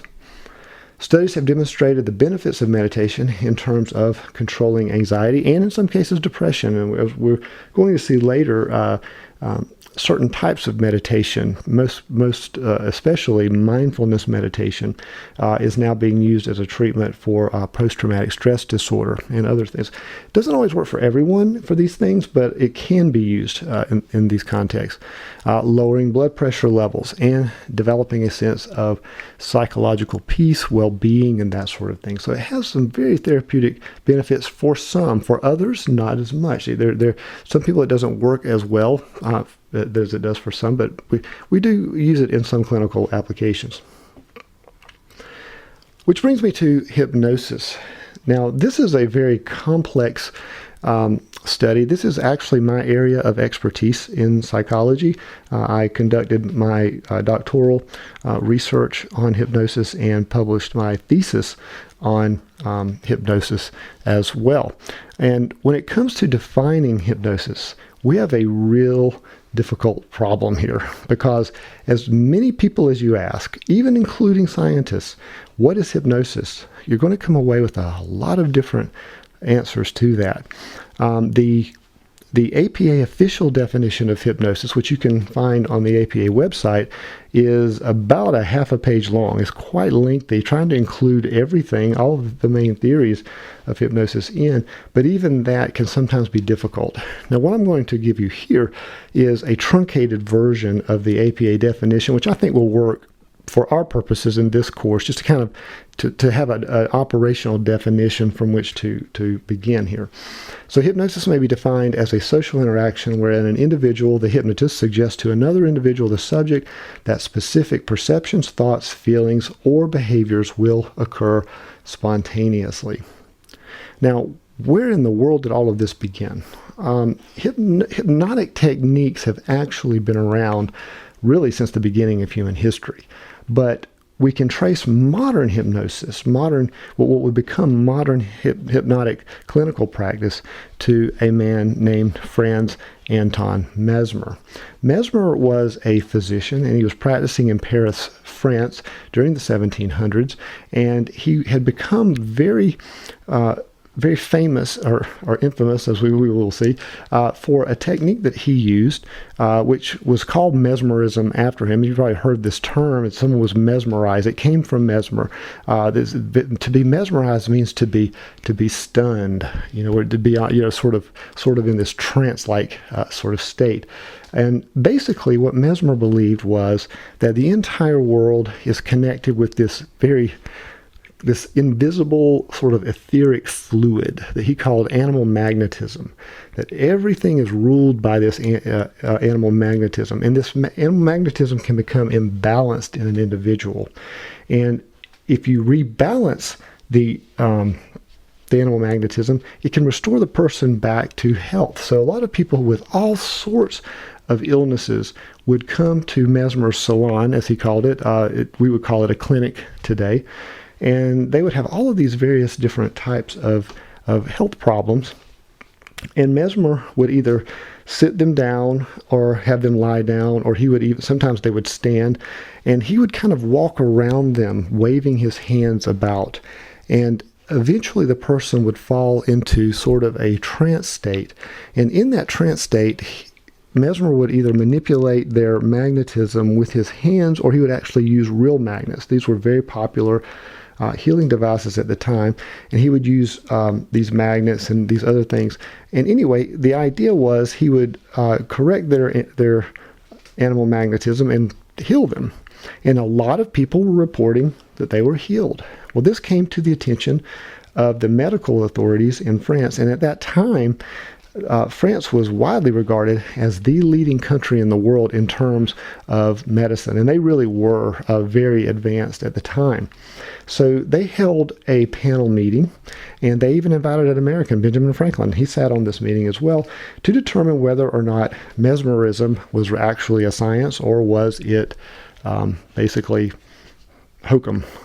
Well, they determined that mesmerism was not what it claimed to be, and Mesmer was a charlatan, so he was not allowed to practice medicine, and it became a big problem and issue. But the interesting thing is, mesmerism had caught on, and it had spread throughout Europe and was very popular, and a lot of people reported getting healings from mesmerism. This attracted the attention of a Scottish physician by the name of Dr. James Braid, who took a look at hypnosis. Took a look at mesmerism, and you can see where this is going now. He took a look at mesmerism and found that, you know what, it does seem to work, but not for the reasons that Mesmer thought. What is actually happening here is people are being suggested. Suggestions are being given to someone, and it's the suggestion that they believe or they agree to that facilitates the healing. And Braid basically said, we can do this in a scientific way, and he developed what we still use today, modern clinical applications of what he called hypnosis. So really hypnosis is the more modern version of mesmerism, with a more scientific basis than mesmerism, but using a lot of the same techniques, actually, very similar techniques that Mesmer used himself. Braid actually did not like the term hypnosis, because hypnosis was taken from the Greek god of sleep, hypnos, and it's not sleep. Even Braid himself said hypnosis is not a sleep state, but the name stuck, unfortunately, or fortunately, however you want to look at it, and we still use it today. Now, can anyone be hypnotized? I often ask my students, how many of you think that you cannot be hypnotized? And when I ask that question, I'll have probably 4 or 5 people in the class may say they cannot be hypnotized. And what I always say to that is, you're correct. Because if you do not believe you can be hypnotized, if you do not want to be hypnotized, you cannot be hypnotized. So a key element of hypnosis is the application of suggestion, and to some extent, almost everyone is suggestible in one way or another. In this sense, some researchers have estimated that around 90% of the population is hypnotizable to some degree. So if everyone is suggestible, then why isn't it 100%? Well, because about 10% of people just refuse to be hypnotized. And you cannot be hypnotized against your will. If you just sit there and say, I am not going to be hypnotized, then you will not be hypnotized. You have to go along with it. You have to want to be hypnotized. About 20% of people are highly hypnotizable. And I saw this with my research. Before I could even get the induction out of my mouth, a lot of people were already in a hypnotic state. They're just highly hypnotizable. They're very cooperative, and they want to have the experience, so they'll move into the trance state very, very quickly. And so we use tests for suggestibility to determine hypnotizability, and we'll do this to see if are we going to experience any resistance with an individual. Do we have to work a little harder or use a specific type of induction to get that person into a hypnotic state over someone who is much more cooperative? Okay, some popular myths associated with hypnosis. Only weak-minded people can be hypnotized. This is untrue. Anyone, weak-minded, strong-minded, doesn't matter what kind of minded, as long as you want to be hypnotized, you can be hypnotized. Hypnosis is something that only happens in movies. Not true. Hypnosis happens every day throughout the world in clinical settings. Hypnosis doesn't have any real therapeutic value. Also untrue. I can show you hundreds upon hundreds of research studies demonstrating the efficacy of hypnosis as an adjunct to traditional treatments. You can recall any forgotten memory through hypnosis. Not true. Sometimes hypnosis can provide additional clarity, but you have to be very careful with this, with hypnosis. And I'm going to get to this point in just a moment. But if you don't commit something to memory in the first place, let's say, I use the example of someone who is outside of a bank during a robbery. So someone robs a bank, and they get in their getaway car, and they race past you, and you glance at the car, and later you undergo hypnosis to recall the car tag. Well, the problem with that is if you never learn the car tag to begin with, hypnosis isn't going to help you. So it can sometimes be of help to clarify, but there are special problems with that. Memory recall is a really big problem in hypnosis research. Hypnosis can help one recall unusual events such as alien abduction. I really don't like to get into this topic because it's so controversial. And what I mean by that is I really do not like it when hypnotists use hypnosis for alien abduction recall or past life recall. And the reason for that is humans by nature are extremely fantasy prone. We see this as early as young children. And if you have young children, or if you remember back when you were a young child, you'll know what I'm talking about here. For example, if you're at home and you break your mother's favorite vase or something like that, and she says, "What happened to my vase?" And you come up with, or your little brother or whoever broke the vase would say, "Oh, well, this elf came in the window," and they developed this really outlandish sort of story to explain why the vase was broken. We just automatically go to this kind of fantasy thing. That's why we like movies so much. That's why we like books so much. We like to be transported into sort of a fantasy experience. There's nothing wrong with that, but when we incorporate it into something like this, it's very problematic. You can plant memories, accidentally even. You can lead the subject in the wrong direction. It also depends on how you ask the question.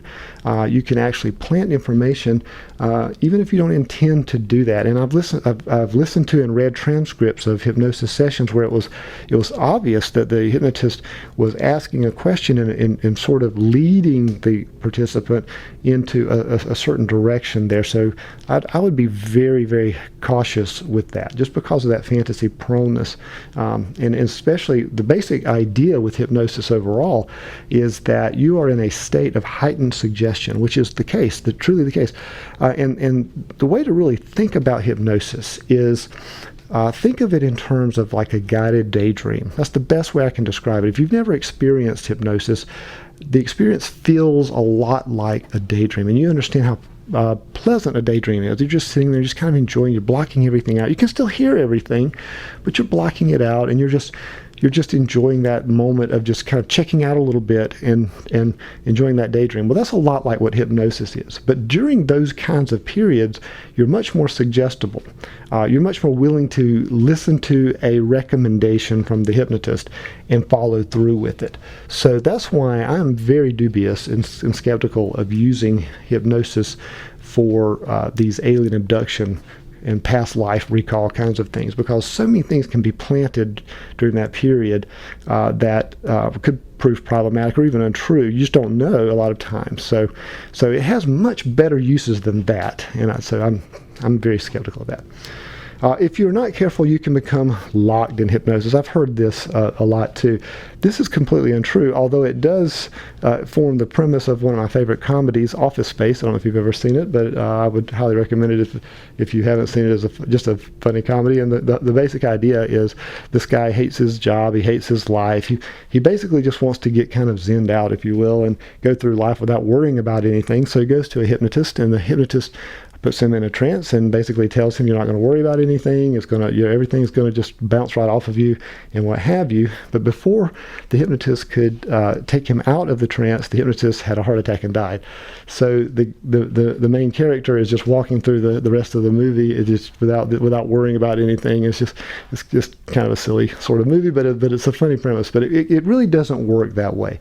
I ask my students, if I were to place you into a hypnotic state and got up and walked out of the room, what do you think would happen? Well, here's what would happen. Whatever you want to happen. You could continue lying there and enjoying that moment. You could sit up and walk out of the room. Whatever you want. You would not be locked in any type of hypnotic state, because hypnosis is a voluntary state. You're volunteering to go into a guided daydream experience. So there's no way you can become locked into some kind of otherworldly, surreal kind of experience where you've lost your mind and you don't know where you are. So in that sense, you have a lot of control. You have all the control. That's another thing. During hypnosis, you can still hear the clock ticking on the wall. You can still hear a car horn outside the building. Any number of things that you could hear. But it's sort of like we were talking about earlier with serial conscious processing. You're able to block all of those distractions out because you want to have this experience. You want to be able to fix whatever problem you came to the hypnotist with. So you're willing to do this and just kind of block all of that stuff out. Okay, hypnotic induction is the process of inducing a hypnotic state. During this process, the hypnotist leads an individual into a state of heightened suggestibility. Pocket watches or statements such as "you're getting sleepy" are not necessary to facilitate hypnotic induction. Some people still use these props because people kind of expect them a lot of times, and they can be helpful. I've just used a dot on the wall, just something like that. Just something to really focus one's attention is really all you need, but you don't even need that. You can just have someone close their eyes and just focus on your voice. That would work just as well. Some types of hypnosis application: research hypnosis. Hypnosis research is conducted every day to see how we might use hypnosis to treat or supplement treatment of certain disorders. Clinical hypnosis takes that research hypnosis and actually applies it in the clinical setting. Stage hypnosis, I am not a fan. This is the clucking chicken kind of thing. It cheapens hypnosis. People will call people up on stage and give them a suggestion and have them do these odd things. You see these in shows; they're funny and all of that. But I'm not a fan of that because, like I say, I think it cheapens the science. In neurolinguistic programming, I just mentioned this in passing. Or NLP, you'll sometimes see it called. This is an idea of sort of almost a waking hypnosis, where you're dropping anchors and you're trying to hypnotize people, or at least use suggestibility without actually undergoing hypnotic trance. It's very controversial, and most researchers have completely thrown it out. They said it really doesn't have any therapeutic value whatsoever. There's some people, they're proponents of it still, but it's kind of categorized in the area of pseudoscience for most researchers. Now, when it comes to how hypnosis works, this is what was really the component of my research when I was doing my dissertation. I was very interested in how does hypnosis work and how does it sustain through the experience. And this has been really researched for many, many years, and there are quite literally dozens and dozens of theories of hypnosis. But if you really break all of the theories down, they all fall under two broad categories: dissociation theories or sociocognitive theories.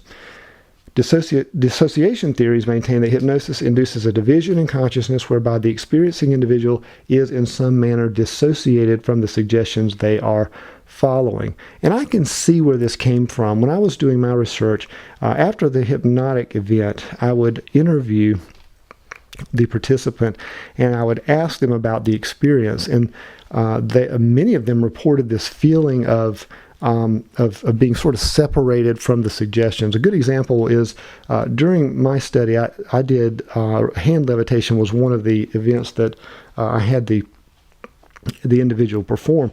And as they were doing the hand levitation, they said, well, I knew I was doing it. I felt like I was raising my hand, but at the same time, it was almost as if I was just observing it too. It was almost like something else was pulling my hand up. And which leads me to Hilgard. He was a famous researcher who came up with this idea of the hidden observer. The person sort of dissociates from themselves, and they kind of allow the hypnotist to take over, and this stuff is sort of happening of its own, and the individual steps back as this hidden observer and watches it. So I kind of understand where that comes from, but there are some problems with it. One of the biggest problems is the acid in the face experiment, which was one experiment. There are several versions of this experiment, but in one version, individuals they had a control group and you had an experimental group, and of course the experimental group was hypnotized, the control group was not.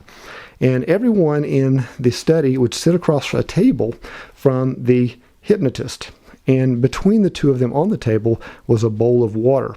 And the individuals in both the groups, both the experimental group and control group, were all told that bowl of water was actually a bowl of acid. So the hypnotist would go through each individual, and he would say, throw the water in my face. Or in this case, he would tell them, throw the acid in my face, but we all know it was water. And so what do you think the experimental group did? The ones that were hypnotized, they threw the acid in the face or the water in the face. What about the control group? Now, most people answer, well, the control group, they didn't do it because they weren't hypnotized. They had no reason to do it. Guess what? They did do it. They did do it. Everyone did it. And that comes from somewhere else, from something totally different from hypnosis. And we're going to talk about this later, but it's basically the authority of the researcher is the reason that everyone did it. But it shows that really there's not really a separation in consciousness, or at least you can challenge that idea. Which leads me to sociocognitive theories. Sociocognitive theories really don't think that there's any kind of separation or division in consciousness. They maintain that hypnosis involves normal psychosocial interactive processes involving expectations, trust, and likability. So basically, when you go to a hypnotist, you have certain expectations.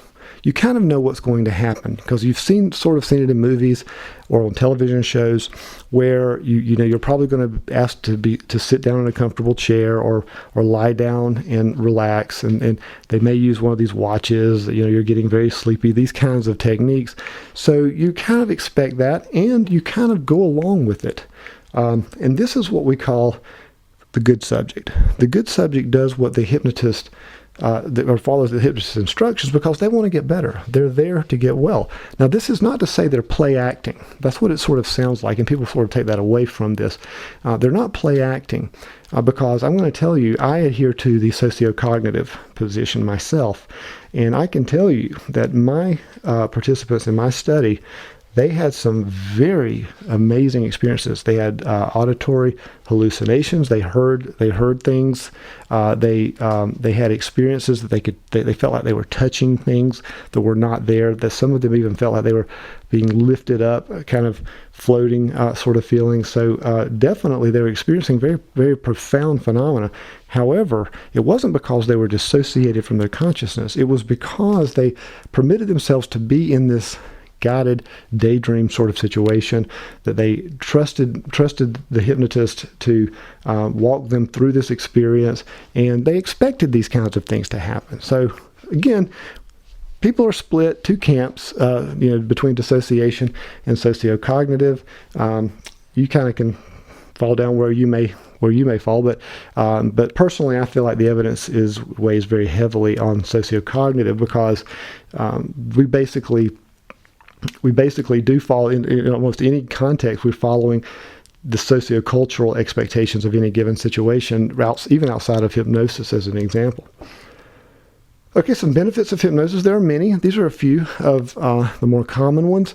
Blocking pain awareness. This is really amazing, and we see this in dentistry. It's being used a lot. People who are allergic to anesthesia.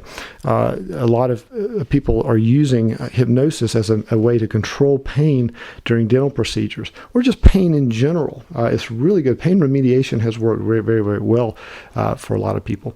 Weight control, smoking cessation, and anxiety reduction. All of these have been treated effectively with hypnosis. But again, hypnosis is like any other treatment modality.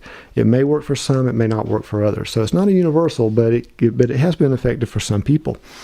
Improvements in overall concentration and performance enhancement. We're using it a lot more for athletes. Particularly a good example would be baseball pitchers. Baseball pitchers can sometimes get into sort of a slump, and they'll sometimes seek out a hypnotist to kind of get them back into their pitching groove. So that's just one example that we've seen. Okay, this leads me to psychoactive drugs, chemical agents that act upon neural synapses and thereby alter perception, mood, or thought processes. Some key concepts here: controlled substances have been approved for medicinal purposes. Illicit substances are classified as illegal. So in terms of controlled substances, these are approved drugs. They're drugs that are controlled and you're able to get with a prescription. I think it's sort of like antidepressants or anti-anxiety medications. Illicit substances are just simply classified as illegal. So it's things like cocaine or heroin or these kinds of drugs. And I often ask too, what about marijuana? Well, marijuana is one of those now today that would fall into either camp. In some states, marijuana is now legal. It would be more in the controlled arena, and some states it's still illicit, completely illegal. But if you go by federal law, it is completely illegal. They just don't enforce when states have decided to legalize marijuana. The federal government just has not enforced that illegality at the federal level. Tolerance requiring greater dosages to achieve the same effect. Withdrawal, undesirable side effects accompanying drug cessation, physical dependence, pain and cravings arising in the absence of a drug, and psychological dependence, emotional requirement of a drug for functionality. So physical dependence, your body is telling you, I have to have this to function. The body, in fact, cannot function without it. It goes into all sorts of tremors and other manifestations without the presence of the drug. Psychological dependence, you psychologically believe that you have to have the drug. And the combination of the two is a very serious situation, which of course would require probably an inpatient treatment. Okay, when does the use of a substance transform into a disorder? When tolerance or the need for higher and higher doses of a substance is required. And you tend to see this over time. You'll notice someone is definitely developing a disorder when they need more and more of that drug to function properly. Episodes of withdrawal and distress accompanying the passing of a high, just wanting that high almost constantly. Ingesting more of a substance than originally intended. You're basically losing control or just not even caring anymore as to how much of the drug is being consumed. Persistent yet failed attempts to regulate use. Inordinate amount of time spent, what should be spent on their PowerPoint there, with the substance in obtaining it or recovery from use, and reductions in important activities due to use of a substance. All of these would strongly indicate the presence of a disorder. Okay, we haven't discussed these yet, but just test your knowledge. Great deal of research and controversy continues to surround the use of marijuana for medicinal purposes. In which of the following categories is marijuana classified? Is marijuana a depressant, a stimulant, an opiate, a hallucinogen, or all of the above? Well, of course, when I do this in class, a vast majority of students will go with the all of the above, which would be, if you don't know anything about this this drug, then that might be what you would say. But truthfully, believe it or not, the second most popular answer is a depressant. And that's because people who use marijuana typically have this very depressed, sort of downer kind of mood, very laid back kind of mood, you might say. And so that suggests that it would be classified as a depressant. But actually, as we're going to see, marijuana is actually a hallucinogen. It is actually a hallucinogen. It's just a milder hallucinogen than what we might see with some of the better known hallucinogens, such as PCP or something of that nature, LSD, for example. But in high enough doses of THC, which is a primary hallucinogenic component of marijuana, we would certainly see some of the same kinds of effects that we see with LSD. It is also a mild depressant, so that much is true. That it's but it's mainly a hallucinogen, and it is also classified. Some drugs do kind of bleed over into other categories, and this would be one of them. You would see it as a very mild depressant. In the categories that we mentioned before, depressants, stimulants, opiates, and hallucinogens. Depressants inhibit or reduce neural activity and bodily functions by acting on the body's natural stimulant receptors. Examples of depressants include alcohol, barbiturates such as sedatives, anticonvulsants, and anti-migraine medications, and benzodiazepines, tranquilizers, Xanax, Valium, Ativan.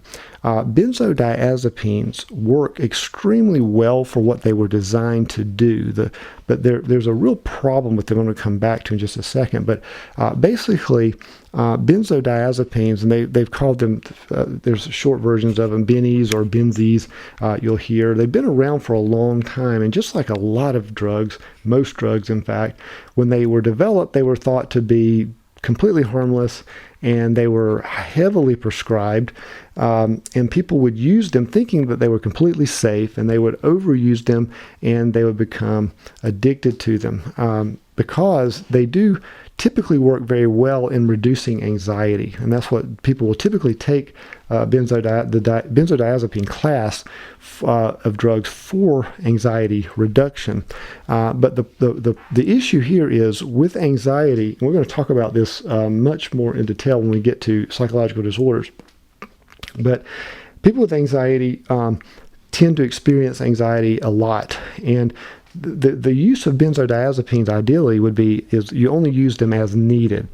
Well, if you overuse them, they can become addictive, and that's one of the biggest problems with benzodiazepines is they're highly prone to addiction. So you have to be extremely careful. And a lot of people who originally prescribed these medications would actually take them with alcohol, which is a really, really terrible thing to do. And I think about musicians, particularly Elvis comes to mind, because Elvis used to really pride himself on not taking any illegal drugs, but he was hopelessly addicted to prescription medications, and that's what we tend to see with a lot of people. They start out, they really don't intend to be addicted to anything. They may have some sort of issue they're trying to deal with, and they unconsciously become addicted over time.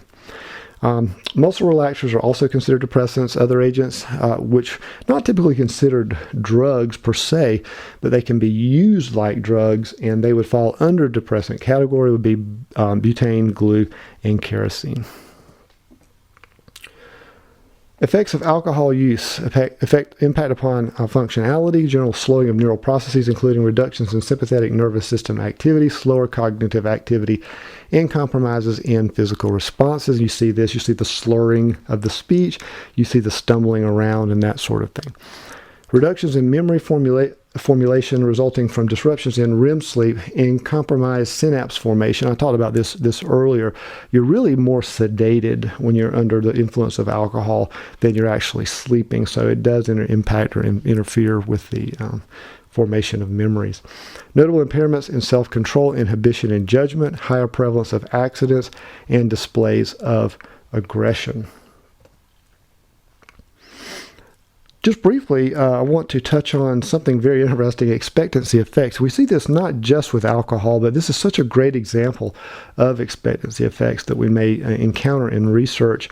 There have been cases where, and this is particularly, I've seen this on one experiment, where people are on a closed course driving range, where you basically had the course set up with cones, and people would, were supposed to drive between the cones and turn around and come back and that sort of thing.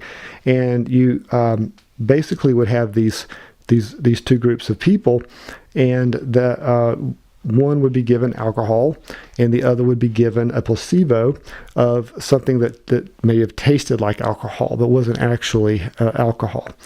And what was interesting is the people who actually drank obviously would swerve around, and they would not able to drive effectively under the influence of alcohol. But interestingly, because the people who drank the placebo that tasted like alcohol were convinced that they had taken the alcohol, they too would stumble on their way to the car and flop into the car like they had never been in a car before, and they would just weave all over the course and hit cones and everything, and didn't have one drop of alcohol in their system. Why? Because of these expectancy effects. And going back to our previous studies, this is what really initiates the placebo effect, that people expect that they'll get an improvement, or they expect a certain reaction or response. And that's exactly what we see here. Barbiturates, classified as depressants, are employed as sedatives or tranquilizers.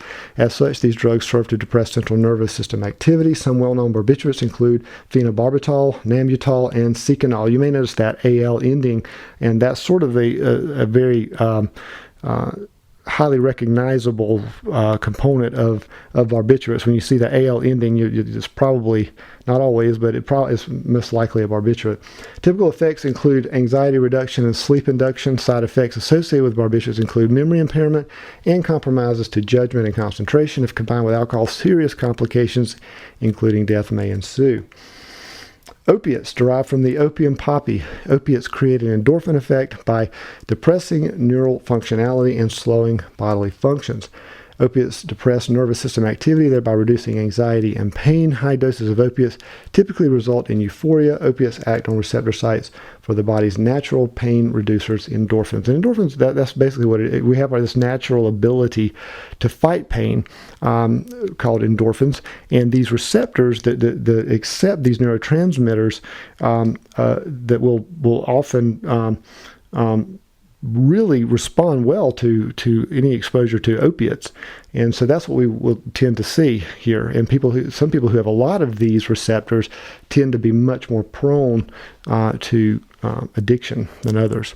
So some common opiates include opium, morphine, heroin, hydrocodone or Vicodin, oxycodone, and codeine. And these have become very much regulated in recent years, because this has become a significant problem in this country.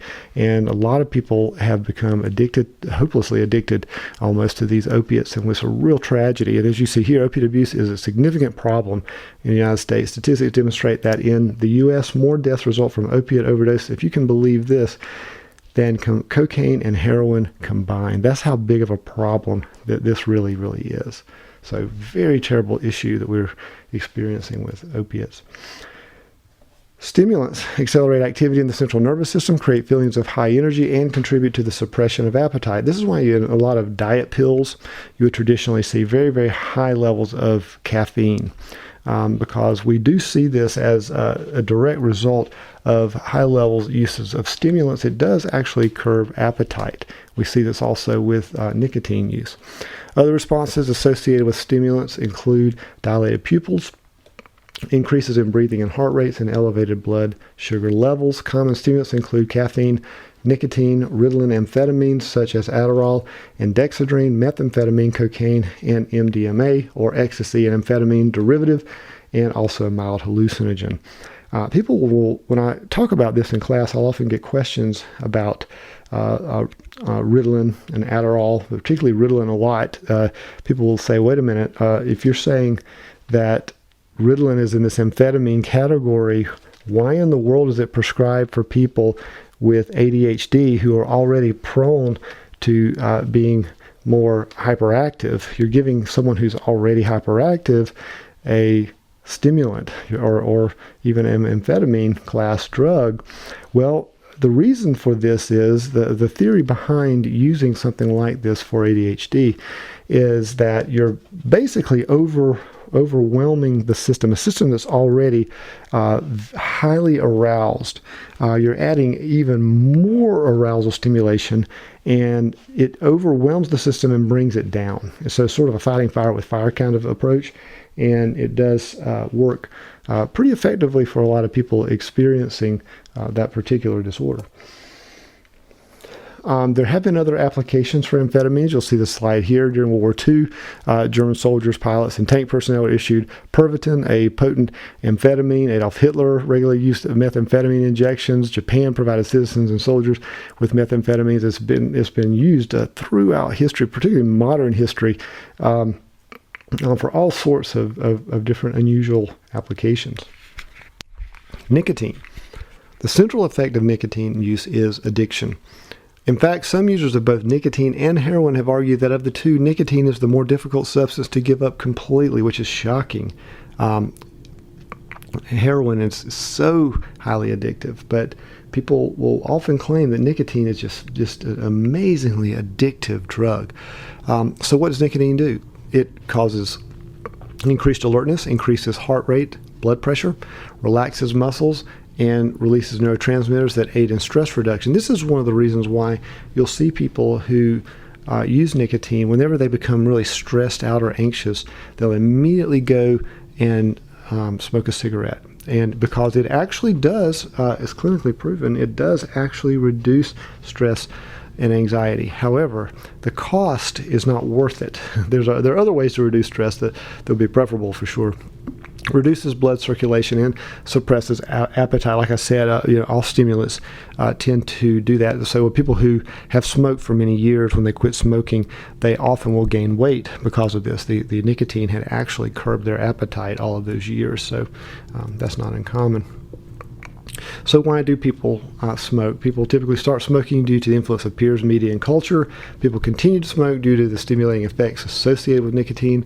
Stopping smoking proves difficult due to withdrawal symptoms, including irritability, insomnia, and anxiety. So these are some of the main reasons, even though we all know smoking is very dangerous. There are still reasons why people pick up the habit.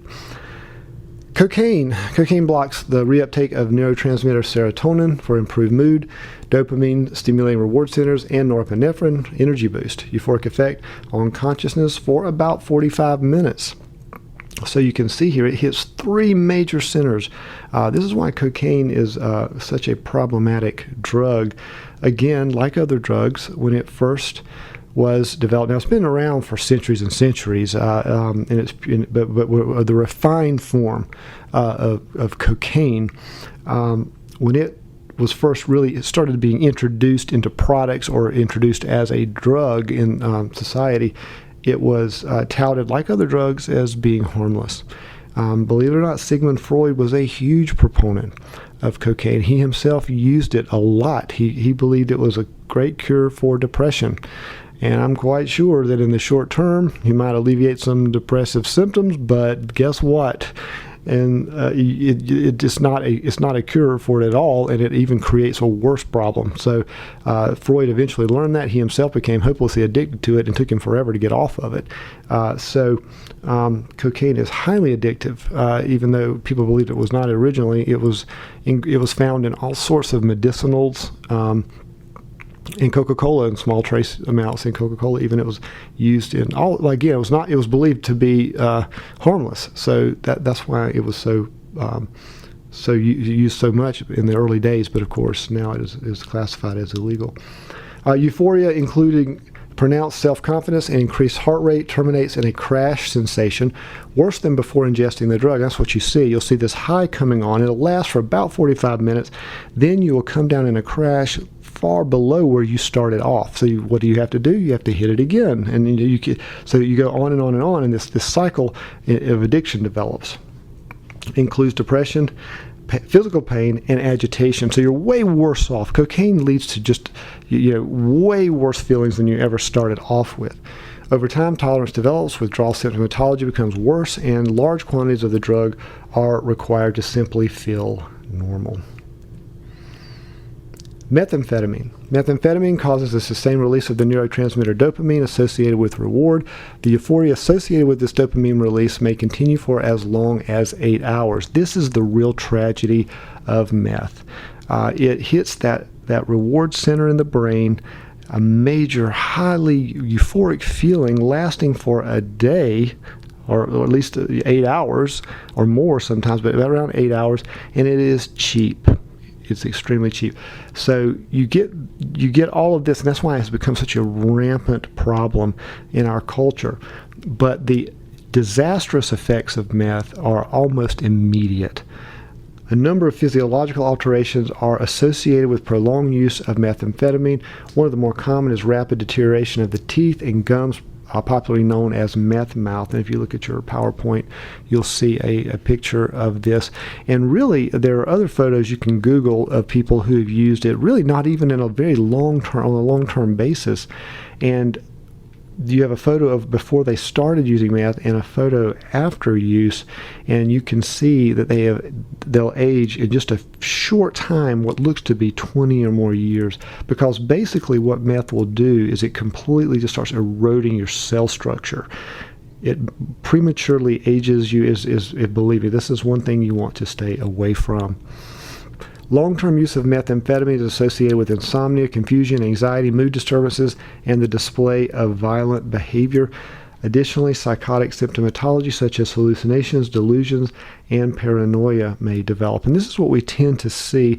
The symptoms associated with prolonged methamphetamine use are almost indistinguishable from what we see with some very serious disorders like psychosis or schizophrenia. So they're almost indistinguishable.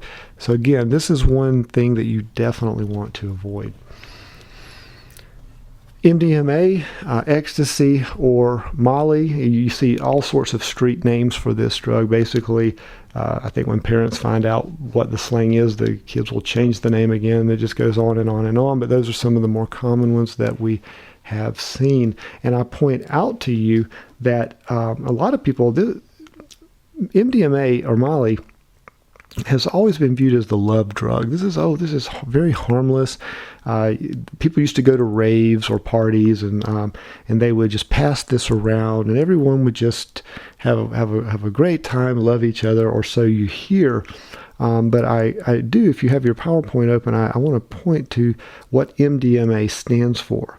Methylene dioxy, do you see this last part?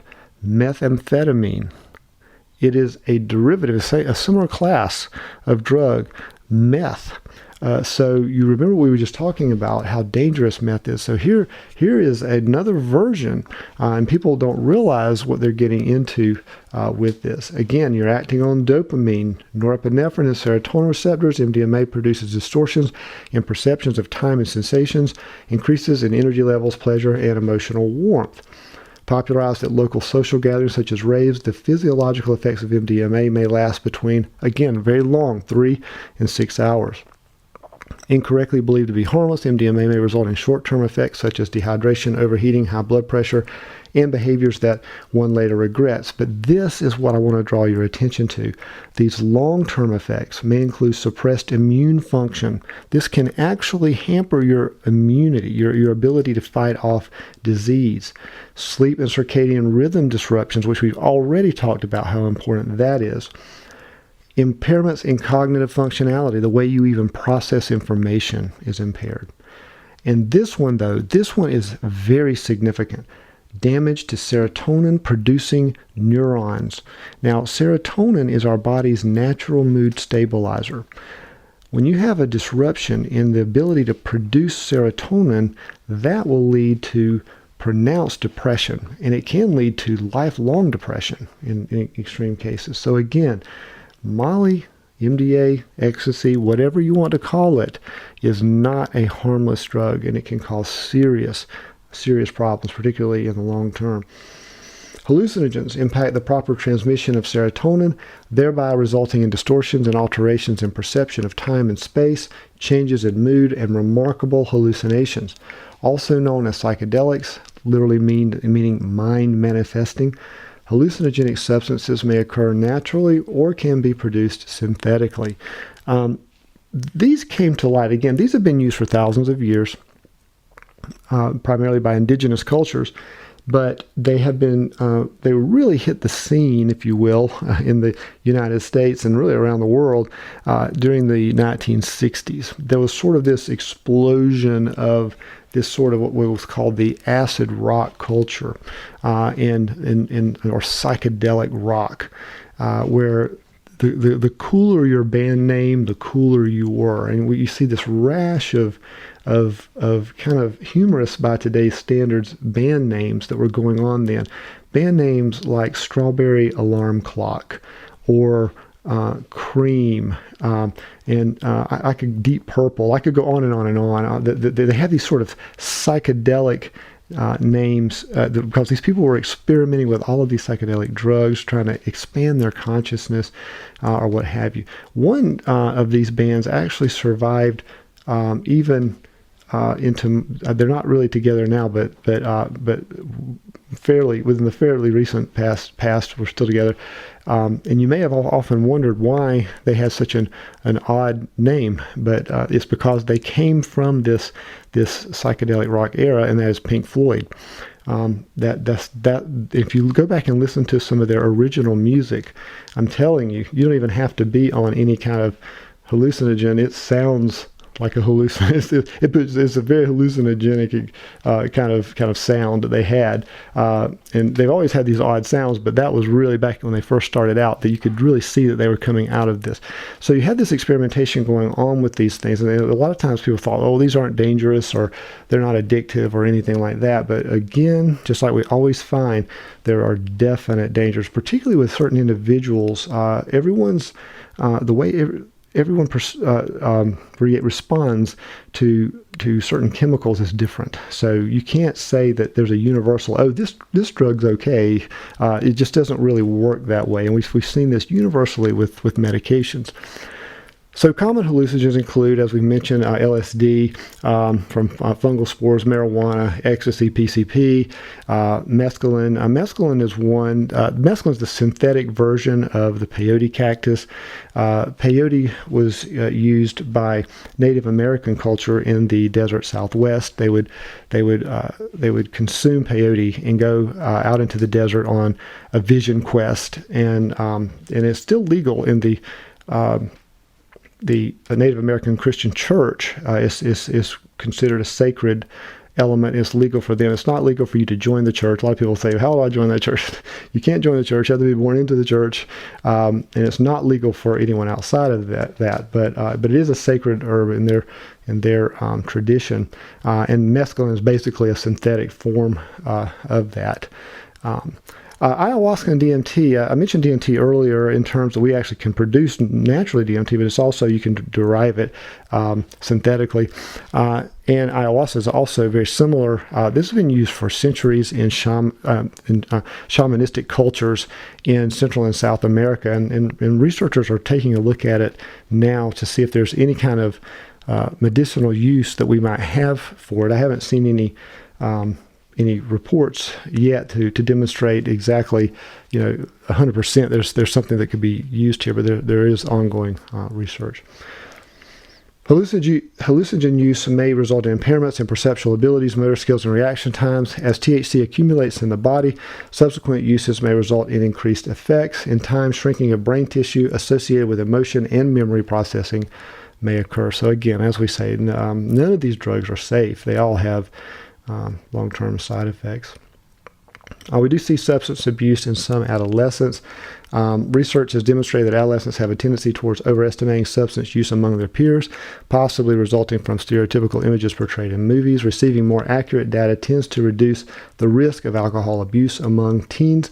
Nicotine use generally starts prior to college and occurs most frequently in individuals who have friends that use nicotine. Again, this peer response. The most abused drug among adolescents is alcohol, followed by marijuana and tobacco. So what factors influence drug use? Biological influences. Some people have a genetic predisposition. We've seen this, particularly in receptors. I think I touched on this earlier. I know in my own case, I had my wisdom teeth taken out a number of years ago, and I was prescribed a painkiller for that because it can be pretty painful.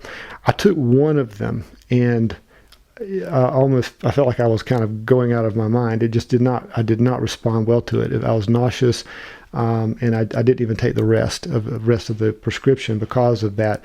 Other people, however, that same drug, it will act on their receptors differently. They will have an immediate euphoric experience with that, and so they have a much more pronounced biological predisposition than I might have had for something like that. And that's one of the big problems that we see. And I tell you, no two people are alike, so very dangerous to experiment with those kinds of things. Neurotransmitter variations, again, just like I was saying, among individuals. Psychological influences, no sense of purpose, life stressors, psychological disorders. All of those can also lead to drug use. Sociocultural influences, urban environment. We tend to see more abuse in urban environments, but this has changed rapidly, again, with things like meth that have spread throughout in rural communities, and a lot of the pain medications as well. So this rule is changing a lot. It's not just urban areas anymore. Cultural attitudes, and of course, influence of peers. That's always an issue there. So how can drug use evolve into a disorder? Biological factors, substance abuse in relatives. We see it running in families a lot of times. Childhood thrill seeking, again, this genetic component, and problems occurring in dopamine reward system. Psychological factors, a need for gratification, depression, identity formation problems, problems with risk assessment. And sociocultural factors, celebration of drug use in movies and television. It has much more impact than people actually realize.